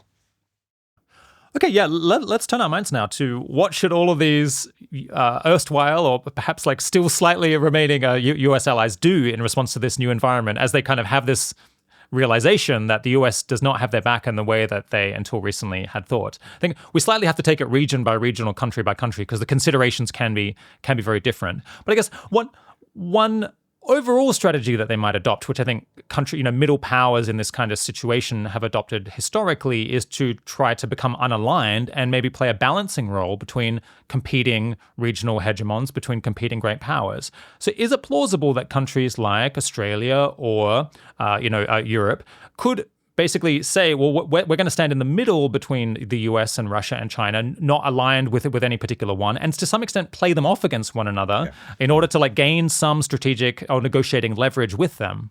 Yeah. Look, I think that's certainly a very important possibility for, and let me just look at the Asian examples, because I think the European examples are a bit different. If you look at Japan's predicament, for example, I think Japan can no longer rely in the long term on America to underwrite Japan's security. The good news for Japan is that it easily has the capacity, the economic and technological weight, and the demographics, despite its very acute demographic problems, to preserve its independence vis-a-vis China. Japan's a very defendable place. It has massive resources and so on. I think it will need nuclear weapons, its own nuclear weapons. But for Japan, technically it's a trivial question. And it has the position that it can, and it's done this in the past, play Russia and China off against one another. Now, I don't think Russia is going to be a very powerful player in East Asia. I think it'll be a very powerful player in Europe and a quite powerful player in the Middle East and in Central Asia. I don't think it'll be a very powerful player in East Asia. So I think Japan's capacity to draw Russia in is going to be somewhat limited. But still, Japan certainly has that option. If, on the other hand, you look at the countries that sit on the dividing line between a Chinese sphere of influence in East Asia and the Western Pacific and an Indian sphere of influence in South Asia and the Indian Ocean. And there's a line of countries that sit along the natural boundary there. Myanmar, Thailand, Malaysia, Singapore, Australia, Indonesia, of course, New Zealand, a sort of long line. Those countries are going to have, so to speak, India on one side and China on the other. And for them, I think the whole name of the game is going to be maximising their independence from each by playing each off against one another. And that's, as you've said, that's an old middle power, small power trick. It's a kind of diplomacy which is actually quite familiar to a lot of countries in Southeast Asia. I mean, the Thais have been doing this for a very long time. 1,000 years, maybe longer. That's how they avoided being colonised. They played the British in India and the French in Indochina off against one another to perfection. So I think there's a lot of what you might call inherent diplomatic expertise in that. I just make the point that's not true for Australia. Australia has no experience of playing that kind of diplomacy. We're alliance loyalists, going back to European settlement in 1788. So we're going to have to learn some new tricks, but we can learn them from our neighbours. So I think that's a possibility, and I think it's a good demonstration of the way in which a multipolar order, although it's going to be awkward and difficult and dangerous in all kinds of ways, is not unmanageable. But it's also worth noting that not all countries in East Asia, for example, are going to have that option. Vietnam doesn't, because Vietnam is just squarely in China's sphere of influence and has no local great powers to play off against one another, and that's going to be a difficulty for Vietnam. Now, the good news is the Vietnamese have lived with that problem for a very long time, and nobody seems better equipped than the Vietnamese for managing to keep a predominant and dominant and intrusive China at arm's length. And so I think there's going to be a lot of different stories to tell as different countries reach their own conclusions. Europe is different because in Europe there is at least the potential for a collective response. I do think the most likely outcome is that Europe is going to cohere strategically as a great power in its own right. I hope that's the case. I think that's the best outcome for Europe, but I also think it's the best outcome for the rest of the world, because I think having Europe at that top table as a great power would be a stabilising factor. And Europe has, that would require Europe to act together strategically in a way that it never has before. But I don't think that's impossible. It has a few things going for it. One is that Europe's very geographically compact. If you compare it with East Asia, for example, where if you think of, Japan and Australia, for example, who in many ways have lots of ideas in common, but we're a very long way away from one another. It's very hard to establish that Japan's security really depends on Australia's or Australia's security really depends on Japan's, because we're so far apart. If you go to Europe, for example, it's not at all hard to persuade Germany that its security depends on Poland's security. That's very obvious. It clearly does. Yeah, it clearly does. And they have centuries of appalling history to testament. And likewise, it's not very hard to persuade the French that their security depends on German security, and so on. So there's that. There's the sort of raw geography. But also there's the fact that they have this extraordinary history of cooperation, both within NATO, albeit with American leadership, but also in the EU, which provides the Europeans with traditions and histories and cultures and so on of cooperation of extraordinary dimensions. And so, I mean, I'm inclined to be a bit optimistic about Europe. Europe collectively is easily strong enough to stand up to Russia and easily strong enough to function as a great power globally. But it will need to transform itself politically in order to do that. And that will be extraordinarily difficult. And I think in a sense, if it happens, it'll be thanks to Donald Trump and Vladimir Putin sort of forcing the Europeans to take this seriously. But I think that's where we're going. I don't think a Europe which functions as a single strategic entity it will have to be more closely politically integrated than it is at the moment. And that's obviously fraught with problems. But I do think that's the way things will go. But whereas that is not an option in Asia. I think Asia, we're going to deal with China much more as a set of individual countries. Yeah, let's zoom in on Europe for now, and we'll come back to Asia. So in the essay, the challenge that you described for Europe is that, yes, in terms of economically and even in terms of military power, setting aside nuclear weapons, it can easily match and defend itself against Russia. The economy of the other countries in Europe is about 10 times as large as Russia. Just in terms of tanks and planes, they've got 2 to 3 times as many, and they have lots of slack to potentially spend more on all of this military equipment, because really they've been slacking a little bit, spending exactly. 1.5% of GDP on the military, and they could double that without necessarily breaking such a sweat. Yeah. But the big problem that they face is that, in terms of facing off against Russia, is that having done its business with Ukraine, Russia is next likely to potentially turn its attention towards Poland and the Baltic states, I guess conceivably Finland, which it has a long border with, and start doing provocative things there. And how do the Europeans credibly push back against Russian nuclear blackmail if Russia, indicates that it's willing to use tactical or strategic nuclear weapons in order to achieve its goals in those kind of neighboring countries and to bring them under its sort of hegemony? And Europe does have nuclear weapons. It has them in Britain and France. But does anyone really believe, do the Russians truly believe that the French or the British would accept a meaningful risk of a nuclear war in order to defend Estonia? No one really believes that. And how can you create that credible deterrent? No. That is exactly right. It is a very serious question for the Europeans. And it's a question they will have to answer. My sort of gloomy prognosis is that the Europeans will end up conceding to Russia whatever they can't convince the Russians they're willing to fight a nuclear war to deny them. Now, we've now established, beyond a shadow of doubt, that they're not prepared to fight a nuclear war to deny Russia at least the 4 oblasts that Russia now claims. I would suspect Ukraine as a whole. That's a very gloomy conclusion to draw for Ukraine. Is there any reason to expect that they think differently about, for example, the Baltic states? I don't think so, actually. That's a sad thing to say.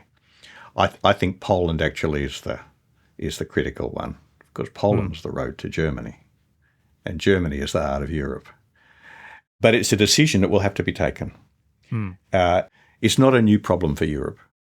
Ever since Peter the Great brought Russia into Europe as a great power at the beginning of the 17th century, one of the great questions of European politics has been, how far west do you allow Russia to come?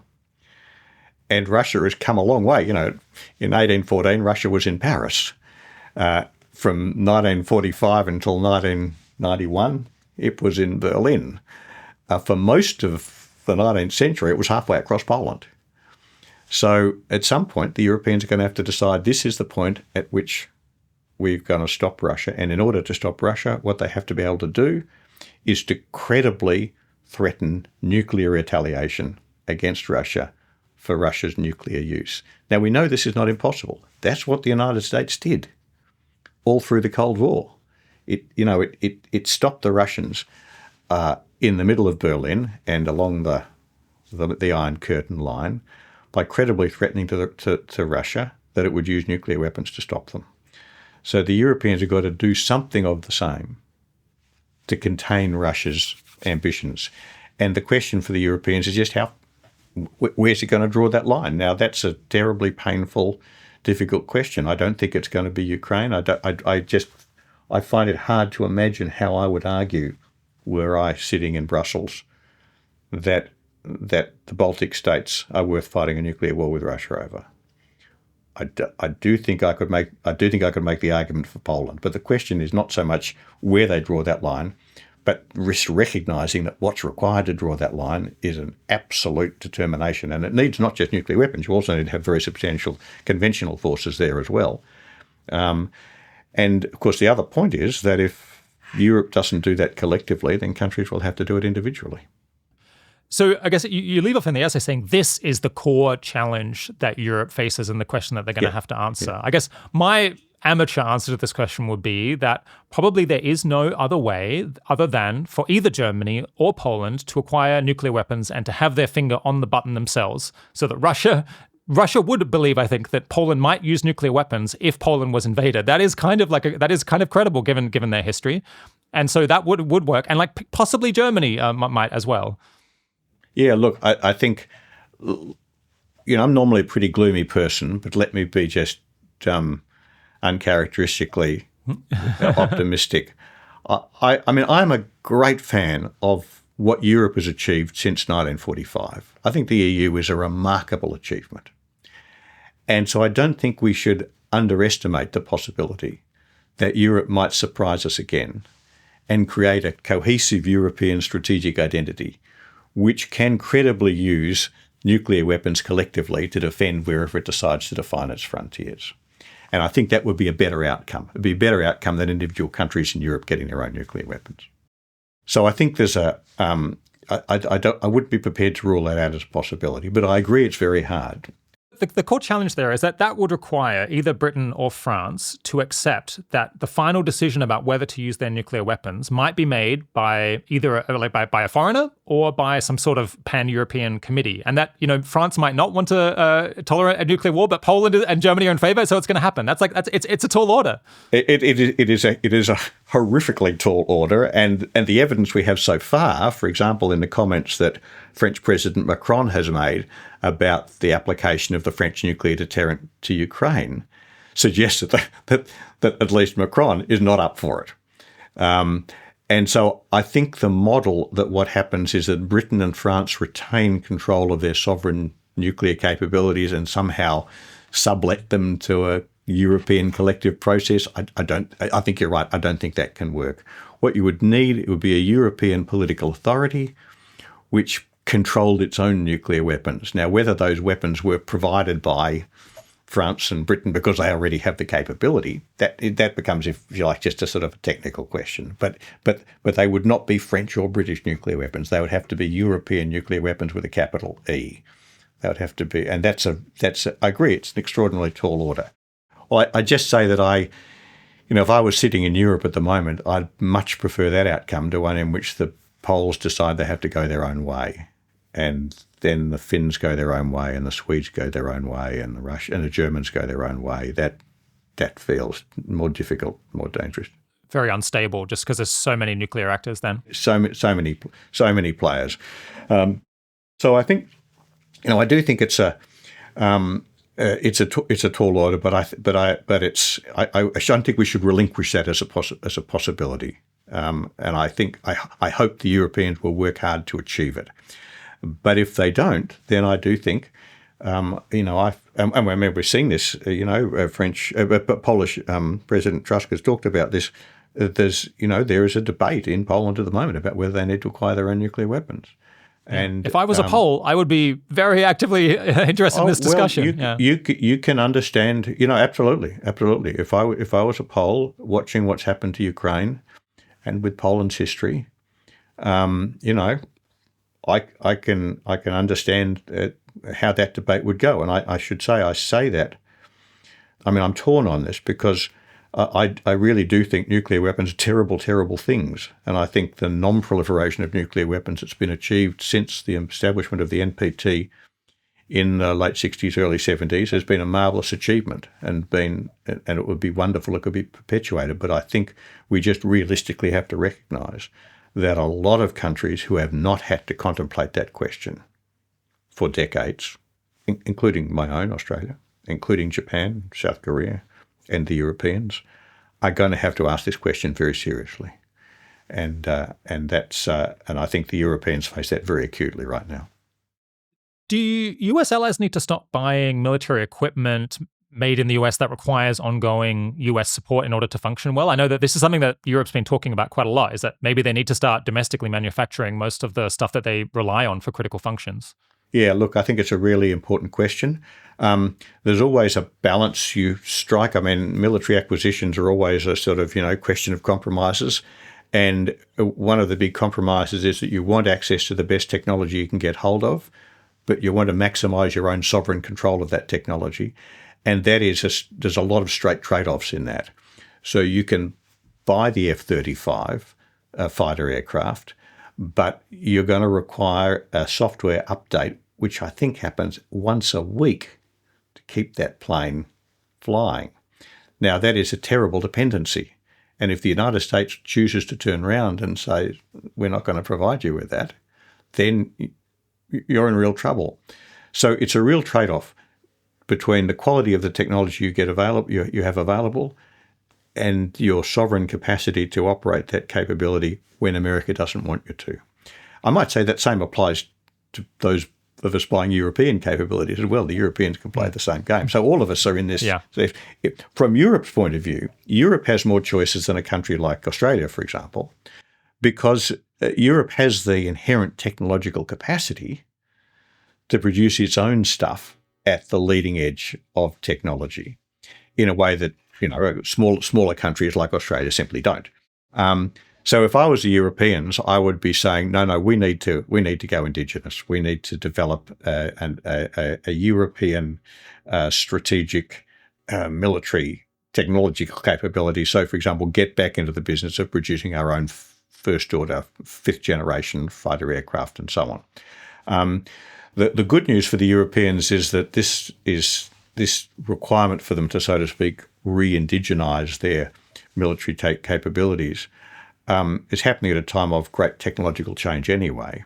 So to take the example I just gave, maybe the smart thing for the Europeans is not to try and build themselves their own pattern of fifth generation fighter aircraft, but just get out of the crude fighter aircraft business altogether and start excelling in missiles and drones. And I think that's something that Europe would be well placed to do. And I think Japan is in something of the same position. Japan has a deep enough domestic technological and manufacturing base to do that. And I think that's what they'd be well advised to do. I think for countries like Australia, that's much harder. Yeah. So just as a stylized picture, I think Poland is spending about 5% of GDP on defense at the moment. Right. And I guess you've got the UK and France, which have been spending 2 to 2.5% of GDP. Yeah. And then I think most of the rest of the European countries is more like 1 to 1.5%. So really historically very low levels. Yeah. I guess it sounds like you think nudging up towards 2. They need to nudge it up towards 3. That's kind of the level that would be sufficient for them to credibly be able to show to Russia that they're very serious and that they will have conventional forces to block them.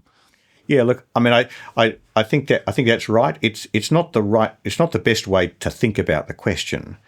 The best way to think about it is to ask, well, what do we need to be able to do? What are our strategic objectives? What do we want our armed forces to be able to do? What are the operational priorities that delivers? What kind of forces do we need to deliver those operations? And how much do those forces cost? And so you don't start with the dollars; you start with the objective, and you design it the other way around. But for what it's worth, and I mean, my day job for a long time was doing exactly this in the Australian context. It does seem to me that if I was designing Europe's post-NATO armed forces, it looks to me like about a 3% job. And the good news is that's not unaffordable. I mean, it's a lot of money, but it's not unaffordable, and that's because the Russia of today is not the Soviet Union of the Cold War. But it does depend on them spending the money wisely and not spending it on stupid things like aircraft carriers. Memo to both Britain and France. One of the challenges for Britain and France as the leading spenders is a lot of the reason for doing that is they've wanted to preserve the impression of them as global powers. Now the British and the French have to register that they are European powers and their strategic priorities are in Europe, and projecting power around the world with aircraft carriers is not a smart thing to do. And they both have to turn themselves back into old-fashioned continental powers with a big focus on continental warfare. All right, let's turn our attention back to the Asia-Pacific for a little bit. I guess the distinctive characteristics of the Asia-Pacific are that I guess you've got many islands, so it's like somewhat more defensible by nature. The countries are they're less entwined with one another, and they see their security as less entwined with other countries' security. That's right. Exactly. And there isn't these existing really strong alliances to build on. I guess so keeping that in mind.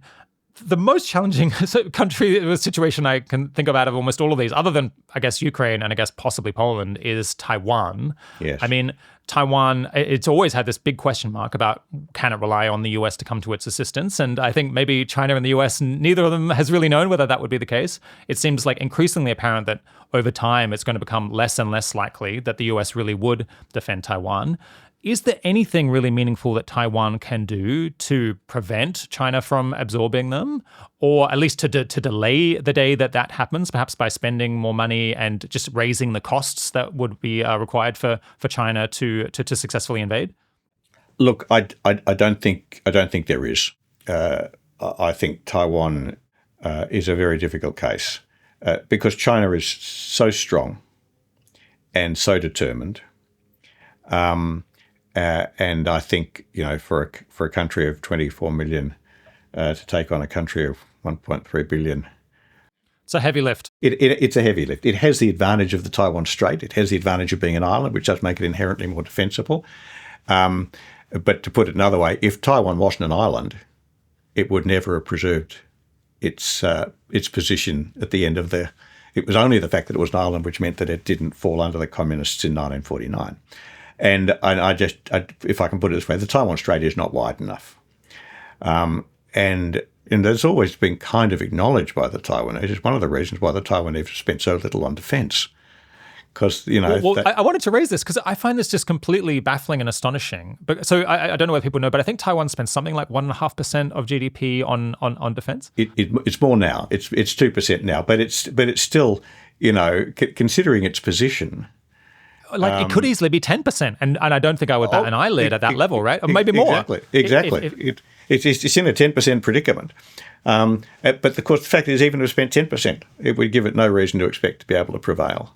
Okay, yeah, I guess I've heard debate among experts on that. On if they were willing to spend a lot more money, could they adopt a porcupine strategy where they just make it extremely costly to invade? Just tons of missiles to attack like any ships that are trying to an amphibious landing of this type is unprecedented and would be very difficult and challenging for China to pull off. And if you had enough equipment, maybe you could make them nervous enough that they would just always choose to kind of kick the can down the road. That's what some people say. And it's always a legitimate question. I mean, I think for small powers going up against great powers, what counts as a win is raising the costs and risks to the great power to the point that they don't bother. And that's a perfectly valid thing to do. But I think the problem for Taiwan is that no matter what it does, it can't raise the costs and risks high enough in view of China's imperative. But the other point is, I've never thought that invasion was the most probable Chinese operational option. Taiwan is tailor-made for blockade. And it's very easy for the Chinese to prevent any ship or aircraft approaching Taiwan and simply cut it off. Of course, it doesn't cut it off. It simply says ships and aircraft can approach Taiwan from China. And I think it does put China in an overwhelmingly powerful position. And so I agree, of course, an amphibious invasion would be very difficult. I think even with a maximal Taiwanese effort, it would be extremely difficult for the Taiwanese to defeat that. But it would still be a very costly operation because, as you say, I mean, both the sea distances and the scale would be a very big deal. But I don't think that's what the Chinese need to do. So I think Taiwan's position is essentially indefensible. I think the challenge that poses for the rest of us is how honest we are with Taiwan about the chances of us getting support, of us giving them support. There's quite a strong view in the US and for that matter in Australia and in other countries, including countries in Europe, that would be improper to come out and say out loud, now we won't help defend Taiwan, because that might provoke or encourage the Chinese. But the other side to that is that it's very improper for us to encourage the Taiwanese to think that we'll come to their aid if we won't. And I personally think that it's more important to be honest with the Taiwanese so the Taiwanese can manage their relations with China accordingly, rather than to encourage them to think that they'll get support from us when they won't. Now, one thing you'd have to say about Donald Trump is that he's been relatively unambiguous about about his lack of support for Taiwan. And I don't imagine the Taiwanese can be under much illusion about that. Yeah, right. I think something that is unique about Taiwan and might make it vitally important to the United States in a way that Ukraine certainly isn't, is that about 70 to 90% of the best cutting-edge chips that are necessary for training and deploying AI models are manufactured in Taiwan. It's like a remarkable and crazy fact about the world. Yes. That this technology that is regarded as potentially, the next nuclear weapons, potentially the next decisive strategic technology, is overwhelmingly made in this tiny island that is like the main flashpoint between the two great powers. It almost feels like a crazy novel. That has tempted some people in the US to say, we actually have to defend Taiwan, if only for that single reason, because Taiwan is providing almost all of these chips to us, and now it's not providing them to China. If this all fell under Chinese control, although the plants would probably be destroyed and wouldn't be operative once China took over. But this does raise the benefits side of the column for the United States in trying to prevent a blockade by China. Do you have any thoughts on that? Yeah, look, I do. I mean, I think, the first point to note is it tells you something about Taiwan, that it's achieved this position. And I think one does just have to sort of pause and salute. What a remarkable achievement. But 2 points. The first is the one you touched on, that the smart thing for the United States is not to defend Taiwan, but to make sure that they've destroyed the fabs, as they're called. The fabs. Now, that's a very grim and gloomy proposition, but it's a lot easier to destroy the fabs than it would be to defend Taiwan. The second point is that it would be an illusion to imagine that denying China access to the Taiwanese fabs makes a big difference to China's long-term capacity to build this stuff for themselves. I mean, we've seen this in the last 4 years, 8 years nearly now, as America has tried to cut off China's access to US-designed chips. The Chinese have gone around the business, as everyone could have predicted they would, of expanding their own capability. I expect that trend to continue. So I think if you went to war with China to deny them the product of the Taiwanese chip industry, you'd be winning a very temporary victory. And the third point is, of course, that you have to balance the cost to America of denying China those chips temporarily against the costs, the benefits to China of denying China those chips temporarily against the costs of fighting the war. And, I'll go back to something we've touched on before. This is not a war America can win as a conventional war. It's therefore a war which is almost certain to result either in American defeat or a nuclear exchange. A nuclear exchange in which American cities could be lost. Now, this is where we have to go back to what one might call a Cold War mindset. I just don't think people who talk glibly, I might say, about America going to war with China over Taiwan ask themselves the question, is this worth risking nuclear attack on American cities? Because that is a very real possibility. Now, it's a complicated calculation because, of course, you end up in a terrible game of bluff where, the Chinese try to persuade the Americans that they're going to strike and, it all gets pretty ghastly, but it's a very real risk. And I don't think an American president sitting in the Situation Room at 3:00 in the morning being presented with the arguments pro and con whether America should go to war with China to defend Taiwan in the event of the Chinese trying to implement a blockade or an invasion for that matter, would really find themselves saying, oh yes, it's the chips that really matter. Yeah, it's sufficient, and we can't find some other way or some other workaround to try to manufacture them more domestically or destroy the fabs, as you say. Exactly, and the workaround is to put a few cruise missiles on the fabs. Yeah, I think they don't even need to do that. Actually, I think they can do it electronically. Possibly. I think it's been set up that way. So okay. Yeah, I mean, people have thought ahead. Yeah, well, that's true. I would say I think the export controls have been a big hit to China's access to compute for now. And it probably will remain so for the next couple of years. But I think as you look over the 5, 10, 15-year time horizon, the effect probably becomes weaker and weaker as China escalates its capacity to manufacture things domestically. And it's a card you can only play once, because once they have caught up, then they've caught up forever. And it's worth bearing in mind, 15 years is not very long in this business. Let's turn our attention to South Korea for a minute. So I guess their peculiar situation is they're very vulnerable, actually, in a sense, to attack from North Korea. They have relied on US backing to discourage that. North Korea now has nuclear weapons, and it has nuclear weapons that conceivably could hit the United States if the United States came to South Korea's defense. So they are now quite vulnerable to nuclear blackmail from North Korea, because North Korea would not think it is credible that the US would risk San Francisco being blown up in order to defend South Korea. So what on earth can they do?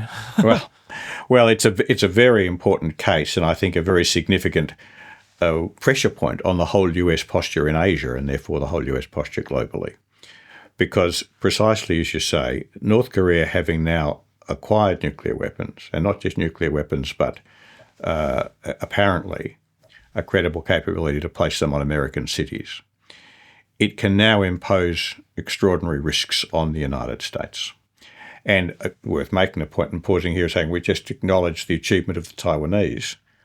It's also, in a creepy way, worth acknowledging the achievement of the North Koreans. The fact that this is a country which has built nuclear weapons and intercontinental ballistic missiles with a relatively small population and an economic base, very poor. The size of a small city, is remarkable and appalling, really. But now the fact is that as North Korea developed nuclear weapons, the South Koreans could be quite confident that America could deter the North Koreans from using those weapons against the South, as long as North Korea didn't have the capacity to hit the United States. Because it didn't cost, in those days, didn't cost the United States very much to launch a nuclear attack on North Korea, because North Korea couldn't hit the United States back. Now that it seems highly credible that North Korea can hit US cities, then it is exactly as you say, barely credible that the United States would launch a nuclear attack against North Korea in response to a North Korean attack on the South. And that does make the South very vulnerable to North Korean nuclear blackmail. And then South Koreans understand this. Now, what's really striking to me is that the South Koreans, understanding this, have gone to Washington and sought deeper reassurances about the credibility of US extended nuclear deterrence to the South. And the US has done very little to reassure the South Koreans. They went to Washington last year and sought some of the reassurances that the Europeans have, which date back to the Cold War. And the United States essentially sent them away empty-handed. And so I think confidence in South Korea about US extended nuclear deterrence has fallen very sharply. The debate in South Korea about the possibility of South Korea acquiring its own nuclear weapons has always been there, but it's taken a sharp upward turn. And I don't see what the South Koreans can do about this except to acquire their own nuclear capability. And I think that's probably what they'll do. I think it might be the first country to break out of the non-proliferation structure, and first respectable country, not a rogue state. I think that will probably destroy the US-South Korea alliance. I think we'll put an extraordinary pressure on Japan, and we'll have a very significant, even without conflict over Taiwan, have very significant implications for the way in which the US position in Asia progresses over the next decade or two. That's a very gloomy, but I think very significant part of this picture. Yeah. So thinking about Japan, I guess I think you believe that Japan can totally defend itself from China and kind of to some extent hold its own in its near region. It needs to increase its defense spending from like a very low level now up to more like 3 or 4% perhaps, and it needs to probably get nuclear weapons. Unfortunately, it's another country that's in that situation. What else should it do above and beyond that, or is that kind of sufficient? Look, I think that's probably all it can do. I mean, the big choice for Japan has been whether or not it tries not just to make itself an independent middle power that can defend itself, the model you've just described, but whether it tries to go beyond that and actually seek to contest China's claim to being the dominant power in East Asia and the Western Pacific. Now, I think as Japanese political leaders and thinkers about these things have, encountered China's rise and China's growing ambition, there has been a split between those who thought that Japan should, what almost everyone in Japan thinks is they want the United States to hang around. But when they're reluctantly forced to think, okay, maybe that's not going to work, there has been for Japan, in a way there isn't for South Korea or Australia or other US allies, the choice between, well, maybe we can reassert ourselves as a great power in the Western Pacific ourselves. And I think this was very much part of Abe's thinking. Abe wanted America to stick around, but he also had the idea that if that didn't work, then Japan should lead a regional coalition of countries to resist China's claims to regional primacy. And I think it remains, if you like, a theoretical possibility for Japan. I think it is only a theoretical possibility. I don't think Japan can make it work. And I don't think it can make it work, partly because I don't think there is enough trust in Japan amongst other countries in Asia, but also, perhaps more fundamentally, because Japan is just not strong enough. China, it's happened so quickly, but, China has not just overtaken Japan, but left it in the dust. And so I just don't think Japan would be able to amass sufficient strategic weight itself to provide a credible leadership position, even if it could get other countries in the region to coalesce behind it. And I think the chances of doing that are anyway low, not just because of Japan's own political position, and that partly got a bit to do with history, but also because of the geographical dispersion of Asia that we talked about before. I mean, Europe can work as a strategic entity, and Germany, I think, can lead a united Europe because it does sit at the centre of a very geographically compact Europe. But for Japan to draw in South Korea as an ally, that's hard, or Southeast Asian countries or Australia as an ally, that's hard, apart from anything else, just because we're so far apart. It's not like Germany and Poland that rub up hard against one another. So I think in the end, although there's a theoretical, so to speak, possibility that Japan could aspire to be more than just a strategically independent middle power, I think that's, in practical terms, I think that's the only option available to it. But there is an option available to it, and I don't think it's very hard. I think, the designing the force structure, building the nuclear weapons, repositioning itself, that's something that Japan could do, and will do, I think. Right. Yeah, let's turn briefly to Australia, which I've somewhat avoided because you've written so much about Australia that people could go look it up. As I understand it, I guess your prescription for Australia is it needs to accept that the US is not going to make Asia safe for it. It needs to probably spend somewhat more on its military, and it needs to, in particular, change what it's spending its military is spending on, with now the goal of actually making Australia easily defensible as an island, which it probably can do.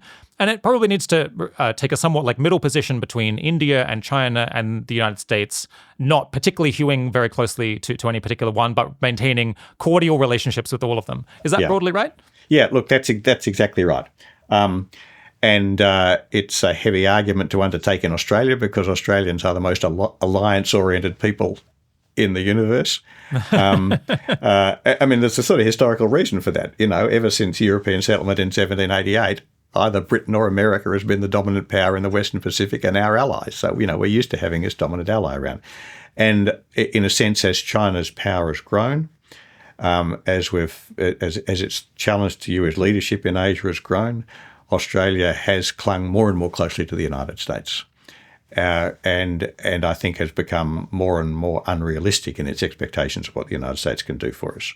And my argument in the debate here for many years now has been not that I wouldn't like to hang on to the United States because it's worked so well for us, but I just don't think it's going to work for us. So what we need to do is to stop presuming that the United States is going to manage our China problem for us, recognising that we are going to need to be able to defend ourselves independently from the forces that China, or for that matter other great powers, could project into our region. And I think we can do that. I don't think that's very hard. We have some huge advantages. We're an island. We're a big island. And all our neighbours are islands. We have the most maritime environment of any country in the world except perhaps New Zealand. And so what we need to do is to build a defence force that takes advantage of those geographical opportunities. And that means building a force not that's designed to help America project power against China, but to build a force which is designed to stop China or anybody else projecting power against us. And I talked before about the asymmetries that advantage China over America in the Western Pacific. Those same asymmetries work in our favour against China or anybody else. And so I think I think it's a doable thing, but we need to spend more on defence, and we need to spend it on a very different kind of force from the one we're building at the moment. And we then need to rethink our diplomatic positioning. Exactly as you say, we need to position ourselves as equidistantly as possible between India and China. We need to hope and encourage America to play as strong a role it can and is willing to do, which I think is going to be much lower than it has, but it might not be nothing. But we also need to work much more closely with our Southeast Asian neighbours, who are going to be a real strategic asset to us. And one Southeast Asian neighbour in particular is going to be very important, and that's Indonesia. So I mentioned before, Indonesia, well before the middle of the century, will be the fourth biggest economy in the world.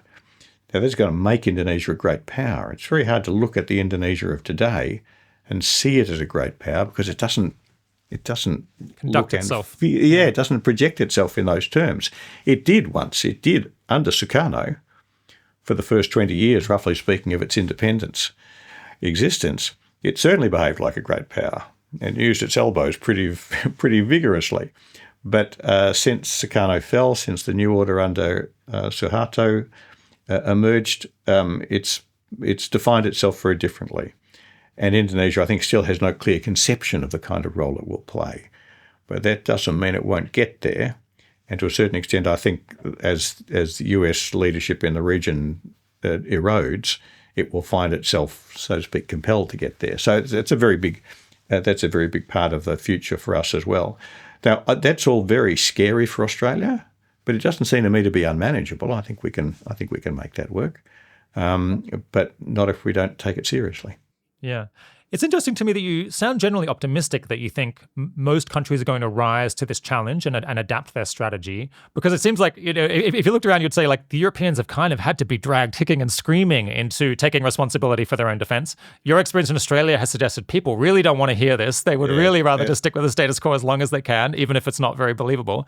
Japan would love to continue to rely on the United States. But you think like we are at a moment of a sea change when these countries are now willing to grapple with these tough realities? Well, I think that's right. And that's one of the peculiarities of the Trump moment, because Trump has, I think, drawn people's attention in his, inimitable way to things that were happening anyway. It's become much harder under Trump to pretend to ourselves that as US allies and dependents, that we can keep on depending on America the way we have in the past. Now, for all the reasons we've discussed, it's not just because of Trump, but Trump has made the transition clearer and more vivid. And to that extent and in that weird way, he's done us a favour. All right, I'd like to turn our attention briefly now to the question of AI and artificial general intelligence, which is like the more common like a theme of the show. Yeah.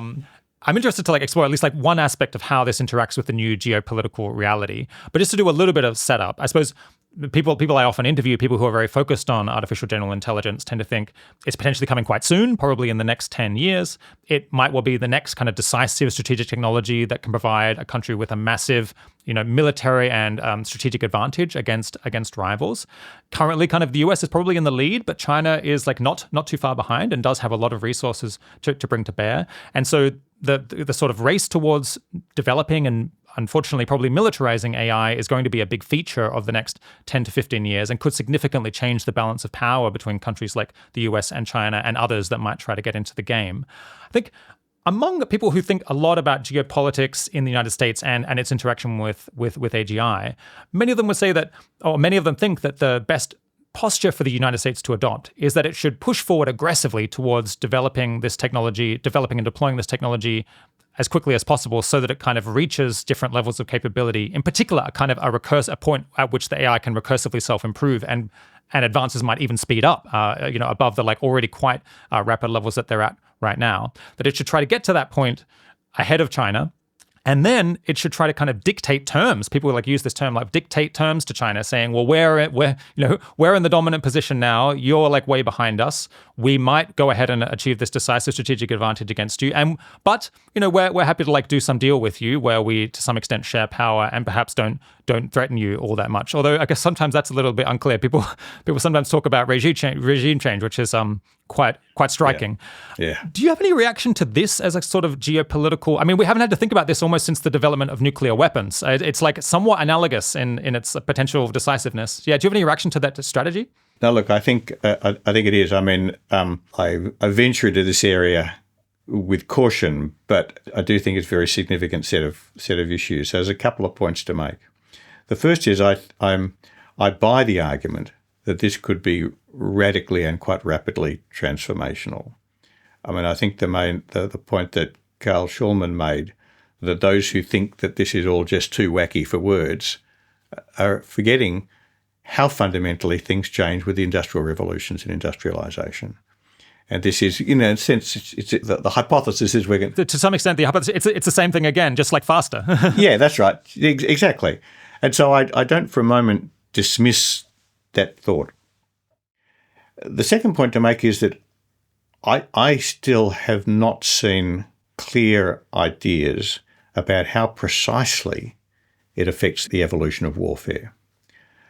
Now, it's not to say that I don't think it will, but it is worth bearing in mind that at least for the last 60 years, the story of military technology has been how slow the transitions have been, not how fast. People often say, war is changing fundamentally. Actually, we have seen a slower rate of technological change in warfare in the decades since the 1970s than we saw for most of the rest of the 20th century. I mean, if you think of what happened between the First and Second World Wars, it was unbelievable. And in the very first decades after the Second World War. That's not to say that this won't change, but it's to say that it will have to change. Now, that change may well be driven by completely different institutions from the ones we've seen in the past. The whole idea that this won't be about the Pentagon. It will be about guys in Silicon Valley. But there still remains the question, what does it look like in practice? Is it changing kinetic warfare? That is, it just changing the way we deliver high explosive? Or is it moving into areas of cyber warfare, which we haven't yet imagined, perhaps? I'm not sure. But I would make this point, well, 2 points. The first is, I think we should be very cautious about presuming that America can preserve, let alone expand, its edge over China. I just think, as I said before, we've tended to underestimate China every step of the way. That's to say, as a pure point of methodology, we should really test the hypothesis that we can gain an edge over China. But the second point is, in the end, this is going to sound a bit brutal, but this is the way the business is, I think. The question is, how much damage can America impose on China? And how much damage can China impose on America? Now, AGI-empowered strategic effects may increase America's capacity to impose huge damage on China. But it won't, I don't think, it will deprive China of the capacity to impose huge damage on the United States, even if China just sticks to boring old nuclear weapons. Boring old nuclear weapons can kill 50 million Americans in an afternoon. We've got to keep going back to what nuclear weapons means.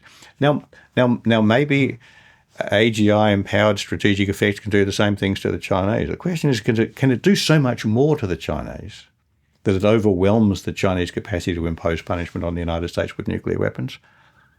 Well, that's the question.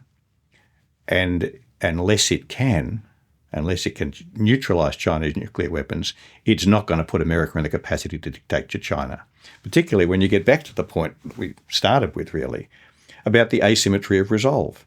In the end, it doesn't matter as much to America that it continues to dominate East Asia as it matters to China that it takes America's place.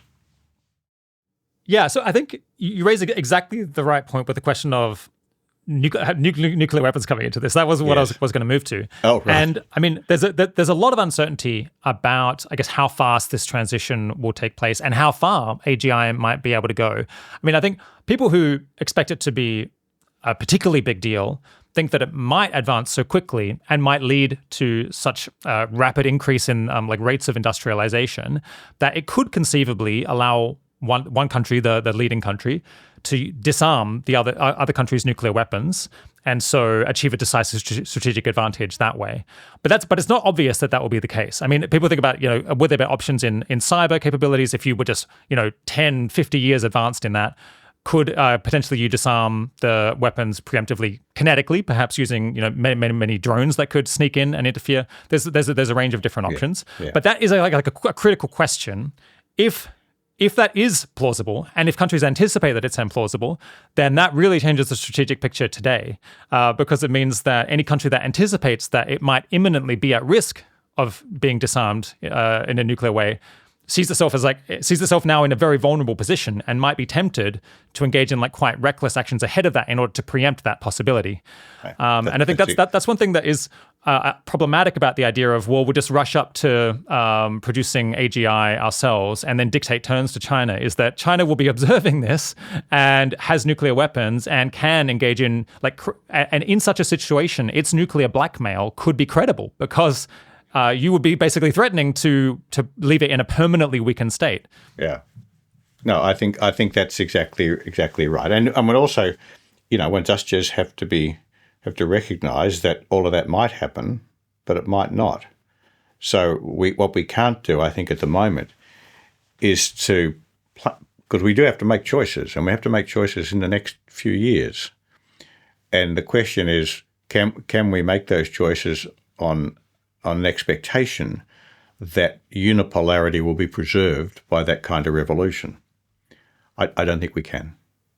I think the evidence is too sketchy, and without, one's got to strike a balance here. One doesn't want to be a Luddite and say none of this is going to make any difference, but one also has to recognise that people tend to predict, the old market joke. They predict 10 out of the last two military revolutions.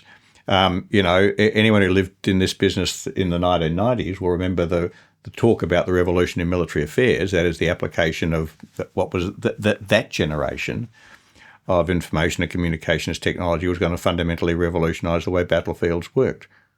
Well, it didn't until now, and actually really what's revolutionised it has been batteries to power drones, But I mean, there's some factors here. For example, drones, because they rely on battery power, have limited payloads.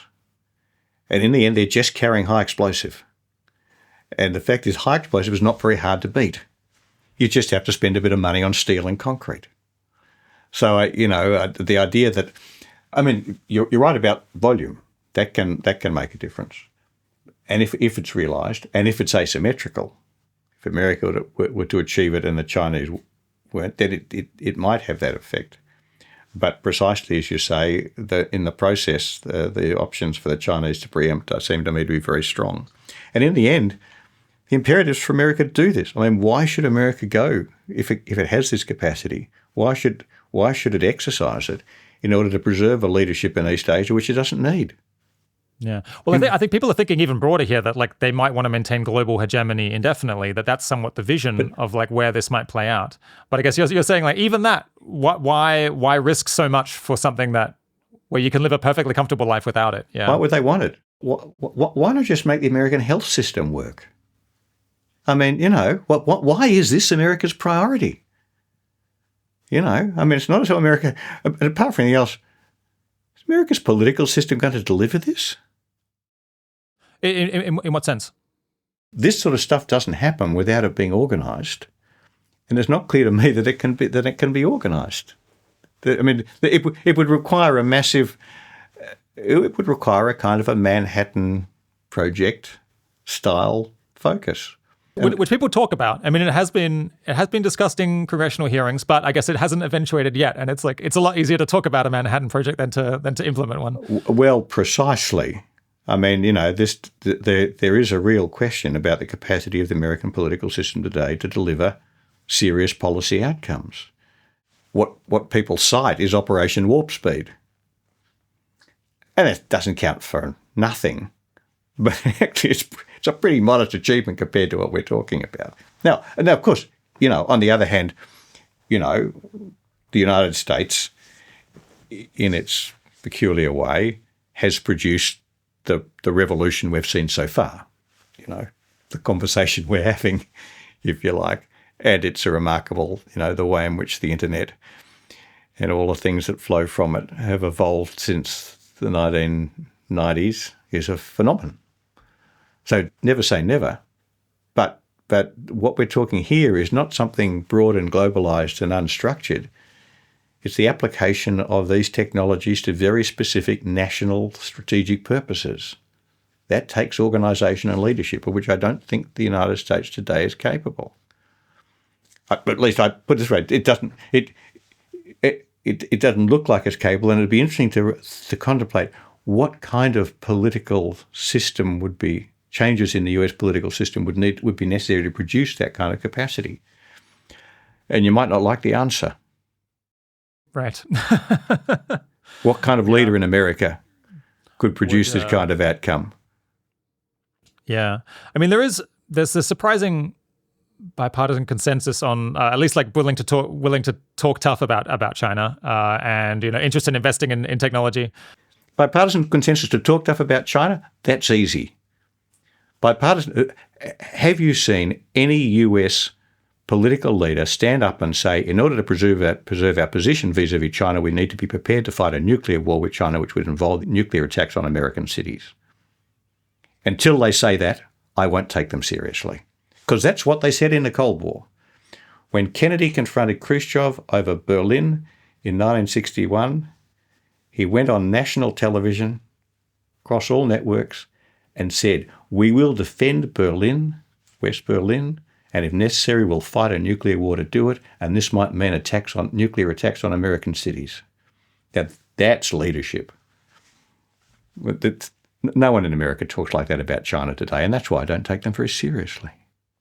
Right. And I guess it would be hard for them to get up and say that on TV, especially we want to engage in a disarming first strike against China to disable their nuclear weapons, because people would say why are you doing this exactly? Why is this so necessary?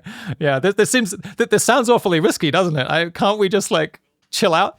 Well, the fact is, during the Cold War, going back to where we almost began this conversation, during the Cold War, there was a very clear answer as to why it was necessary for America to do that. Now, one can have an interesting debate today, and one could have an interesting debate then about whether they were right. But they had an answer, and it was an answer which persuaded the vast bulk of Americans and which mobilised the Americans to spend, for decades, in the 50s, 10% of GDP on defence. And right through the Cold War, 6 and 7 and 8% of GDP on defence, and to willingly, knowingly accept the appalling risk of a full-scale nuclear exchange which would devastate dozens and dozens of American cities.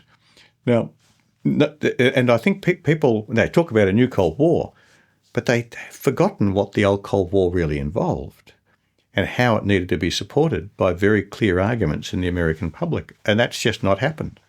So, I think there's a real... that I'm entirely unpersuaded that there is anything in current US political leadership that that recognises what would be necessary to mobilise not a rhetorical but a genuine strategic confrontation of China, and can explain why it's worth doing. I don't think it is. Yeah. Just to close out the AI discussion, I think that AI and AGI is going to be very revolutionary, and it may indeed speed up industrialization and manufacturing quite substantially.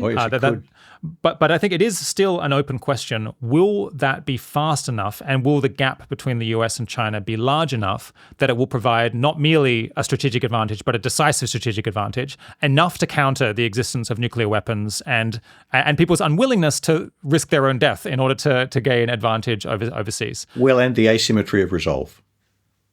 The fact that the stakes for China, just as the stakes for America are higher in the Western Hemisphere, the stakes for China are higher in East Asia and the Western Pacific. I mean, just to be clear. Well, especially if you go dictating terms where you're talking about hegemony over them as the thing that they would fear. Like in that case, it matters so much more to them than to you. Yes, that's right.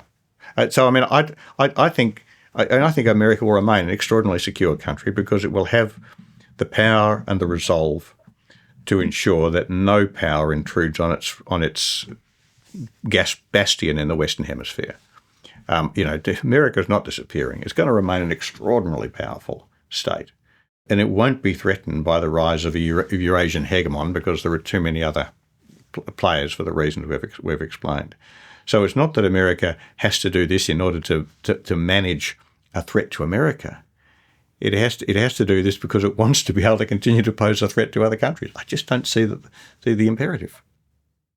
All right, yeah, just as a final section, I wanted to talk a little bit about realism, I guess, yes. Little r realism, yes, as a general philosophy and framework that we've been using throughout this conversation. Yeah. I guess, do you feel like you're saying, you're not a capital R realist, but nonetheless, this does all have quite a realist flavor to it. Oh, it does, absolutely. Have you come around to that view out of sort of empirical evidence that has been collected, or even statistical papers that have been published trying to say, well, liberal internationalism as an alternative philosophy would predict that countries would behave this way. Realism might predict this other thing.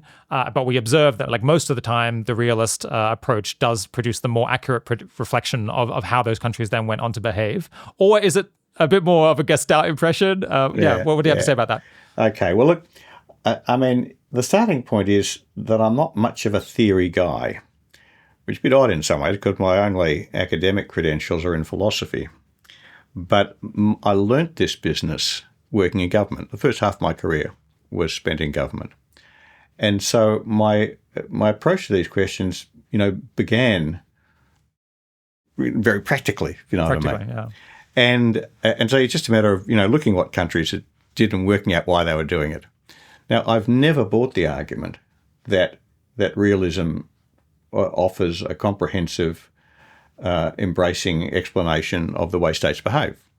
As I said earlier in our conversation, there are lots of examples of countries behaving in very constructivist or liberal institutionalist kind of ways. And, of course, states cooperate effectively for common good all the time. And, so I buy that.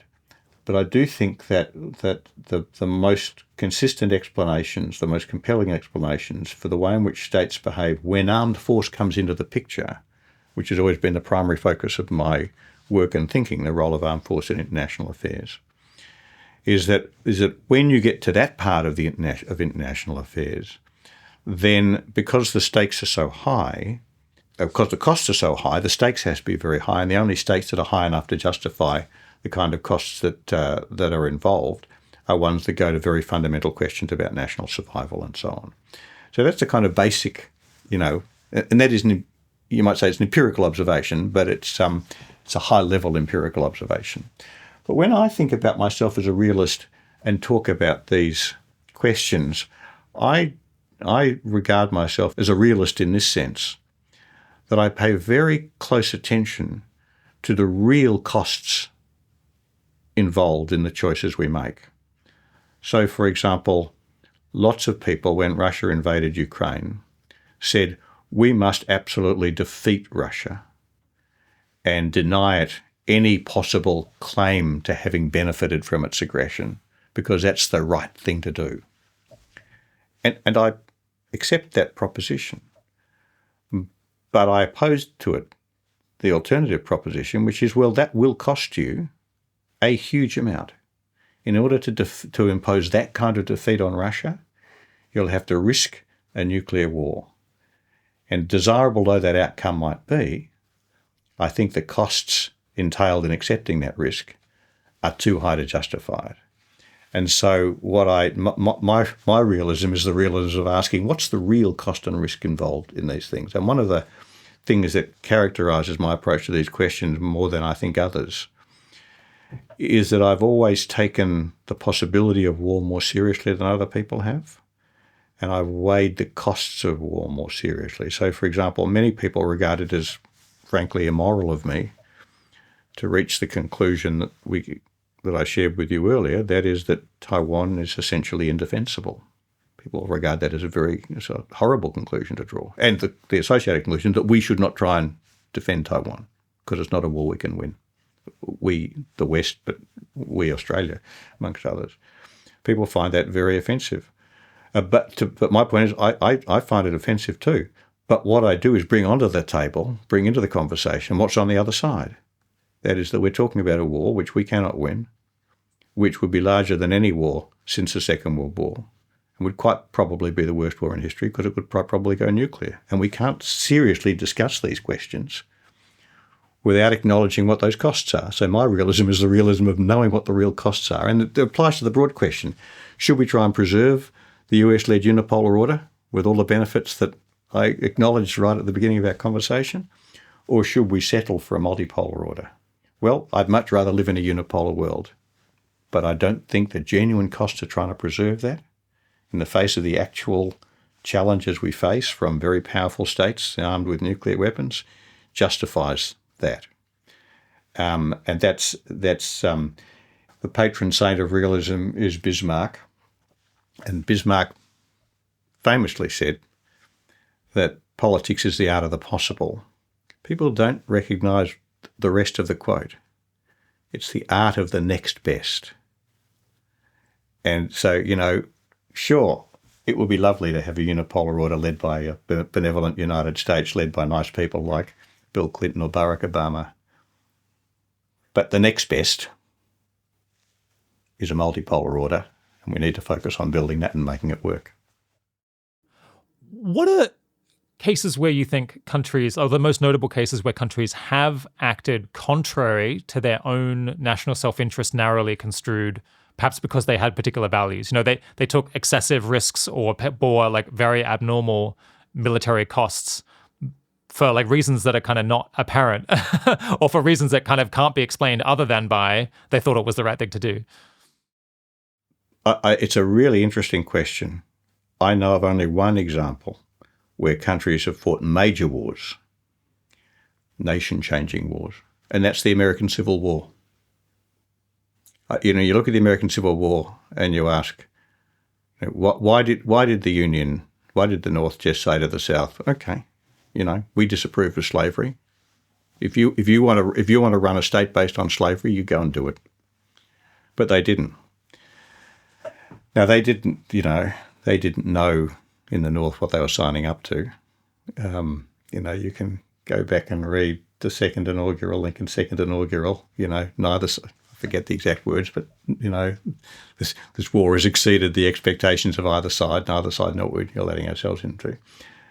And of course, once it had begun, quote Lincoln again at Gettysburg, the sunk cost fallacy cut in, and people say, we have to keep fighting because otherwise the people who've died already will have died in vain. But I do think the American Civil War remains the best example of a war fought for moral purposes. I can't think of any other, frankly. I can't think of any major war in which the countries went primarily driven by concern for their own security. I guess looking back further, there were many religious wars in Europe where I guess the Protestant-Catholic conflict was very prominent in people's rhetoric.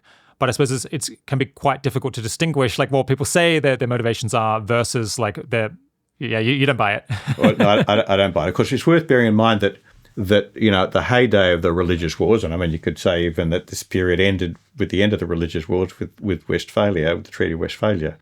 But they were dynastic wars, and the interests of the dynasties were very prominent. If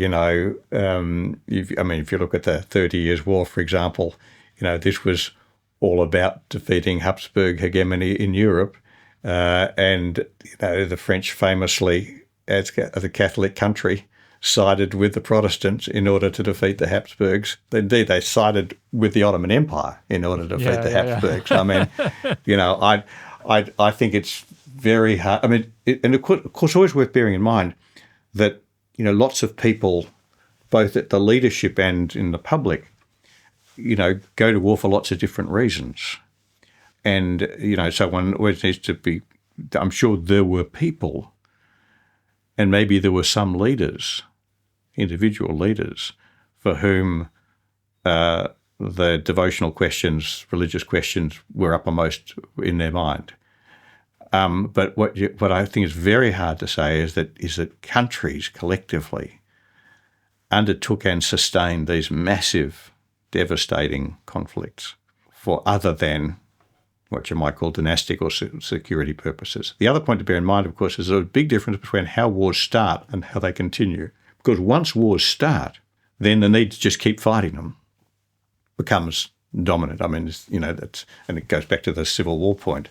Once the Civil War had begun, then, as Lincoln said at Gettysburg, that our task is to keep going to make sure that these honoured dead shall not have died in vain. And, my goodness, a lot of people die in wars that are prolonged in order to avoid acknowledging that the ones who've already died have died in vain. But in the end, why do wars start? It's because big wars. It's because people think that their own security is at stake. So through most of this conversation, I guess you've been directing what you've been saying, I think, towards people outside the United States, figuring out, helping them to interpret the United States and to adapt to its actions. What would you say to people inside the current U.S. government or American voters about what they're doing and what we might hope to see that is realistic? Look, I think the three groups to speak to American voters, American citizens, I'd say your country doesn't need to hang on to global leadership in order to be the country you want it to be. In fact, trying to hang on to global leadership would be a disaster for the United States. What America needs to be is a very powerful member of a global multipolar order. And the rest of us need America to play the most constructive role in that multipolar order they can. And if America uses its power wisely, it can do great things. What I'd say to the Trump administration is, for God's sake, do what you can. You accept that it's going to be a multipolar order. Trump doesn't use that language, but Rubio does, for example, quite explicitly. So help build that multipolar order and recognise that that's going to require you to cooperate. And for the most problematic group, which is the US foreign policy establishment, the old foreign policy establishment, the Bidens and the Sullivans and the Blinkens, let it go. Stop kidding yourself. Stop talking as if you're serious about preserving US primacy and doing nothing about it. It's extremely dangerous. It provokes without deterring. And, the biggest problem we face is that the US foreign policy establishment is still in love with the vision of leading the world that seemed to beckon to them in the 1990s. Let it go. Get real. My guest today has been Hugh White. Thanks so much for coming on the 80,000 Hours podcast to you. My great pleasure, Robert. Thank you.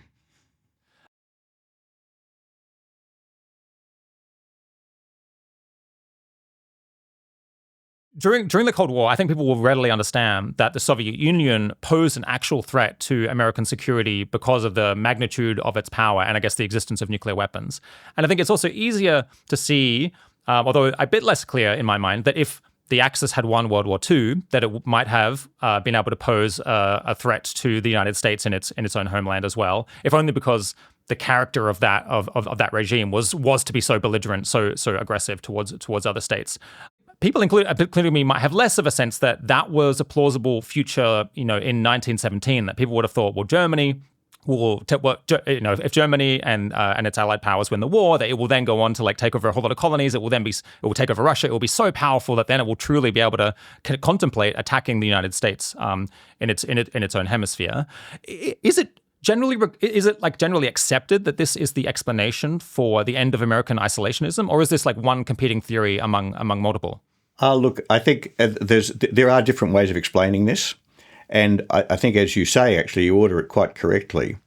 The concern about potential Eurasian hegemon was very clear, unambiguously clear, as the Cold War dawned in the late 1940s. It was less clear, but still I think very strong when you look at the Second World War. It is worth bearing in mind that at the time of Pearl Harbor, the German troops were on the outskirts of Moscow, and pretty well everyone expected them to succeed in defeating the Soviet Union and taking over the Soviet Union. And, harnessing the resources of the Soviet Union to Germany's resources. And it's always worth bearing in mind, Soviet Union produced more aircraft during the Second World War than any country other than the United States. It produced more tanks than the United States and everybody else put together. I mean, it had enormous resources. And of course, Japan was, rampaging around East Asia, and was on track. It seemed, at least, to be on track to attack India. Historians actually think that was probably never going to be possible for Japan, but at the time, people took that very seriously. And so, I think when we look back at those earlier episodes, and I might say including Americans themselves as they look back at those earlier episodes, I think it was clear to them, even in 1917, that the prospect of a really radical reorientation of strategic weight, producing a potential adversary of immense power, was one they took very seriously. But I wouldn't for a moment say that's the only idea that was going. But it's worth going back and just remembering the words they used. Wilson's addressing Congress, declaring war in April 1917, used that phrase which is now so famous, making the world safe for democracy. So what was he telling the American people was at stake? That America's own democracy could not be safe in a world in which the Imperial Germany won the First World War. So I think that idea, even if they wouldn't have necessarily expressed it in exactly the terms that I'm talking about, in terms of Eurasian domination, I think that idea was very clearly there. You can also turn the coin over. What else would have been important enough to mobilise the United States to commit itself to a war which US leaders at that time thoroughly understood was as unimaginably horrible as any war had ever been? I mean, they're not like the crowds of 1914 in Europe cheering a war that they thought would be over by Christmas. Nobody in America thought that this was going to be a sort of a guns and flags cakewalk. And so I think my sense is, and this is quite an important way in which I think about all of these things, countries only go to war against really powerful adversaries if incredibly important issues for them are at stake. And by far and away the most important issue for any country is its own security. So when you look back at the way circumstances under which great powers go to war with other great powers, always their own security, their own survival as a country and a society is what's at stake, is what drives them to that. And so I in a sense turn the question over. What else could have motivated America to launch itself into what it knew was a war of unimaginable horror? This was, including, amongst other things, a war that a country that had, for which the Civil War itself actually a really terrible war because of just in terms of casualties, because of the modern technologies that were already available in the 1860s. It was a huge thing for them to do. So I do think this underlying sense of insecurity at the thought of a Eurasian hegemon was very important. And then by the time you get to the Cold War, you see people, Kennan, for example, in his famous article, the X article, in which he kind of articulated the imperative to contain the Soviet Union and, so to speak, articulated containment, used this phrase that our whole survival as a nation depends on preventing the emergence of a Eurasian hegemon. And then that idea was picked up by Kissinger in some ways, but Brzezinski in particular, one of the great strategic intellectuals of the Cold War, who wrote actually a famous book about about Eurasia, the grand chessboard of Eurasian strategy as the focus of American foreign policy. So I'm pretty confident that is the primary factor, and that's why I put so much weight on the fact that is no longer a problem for the United States.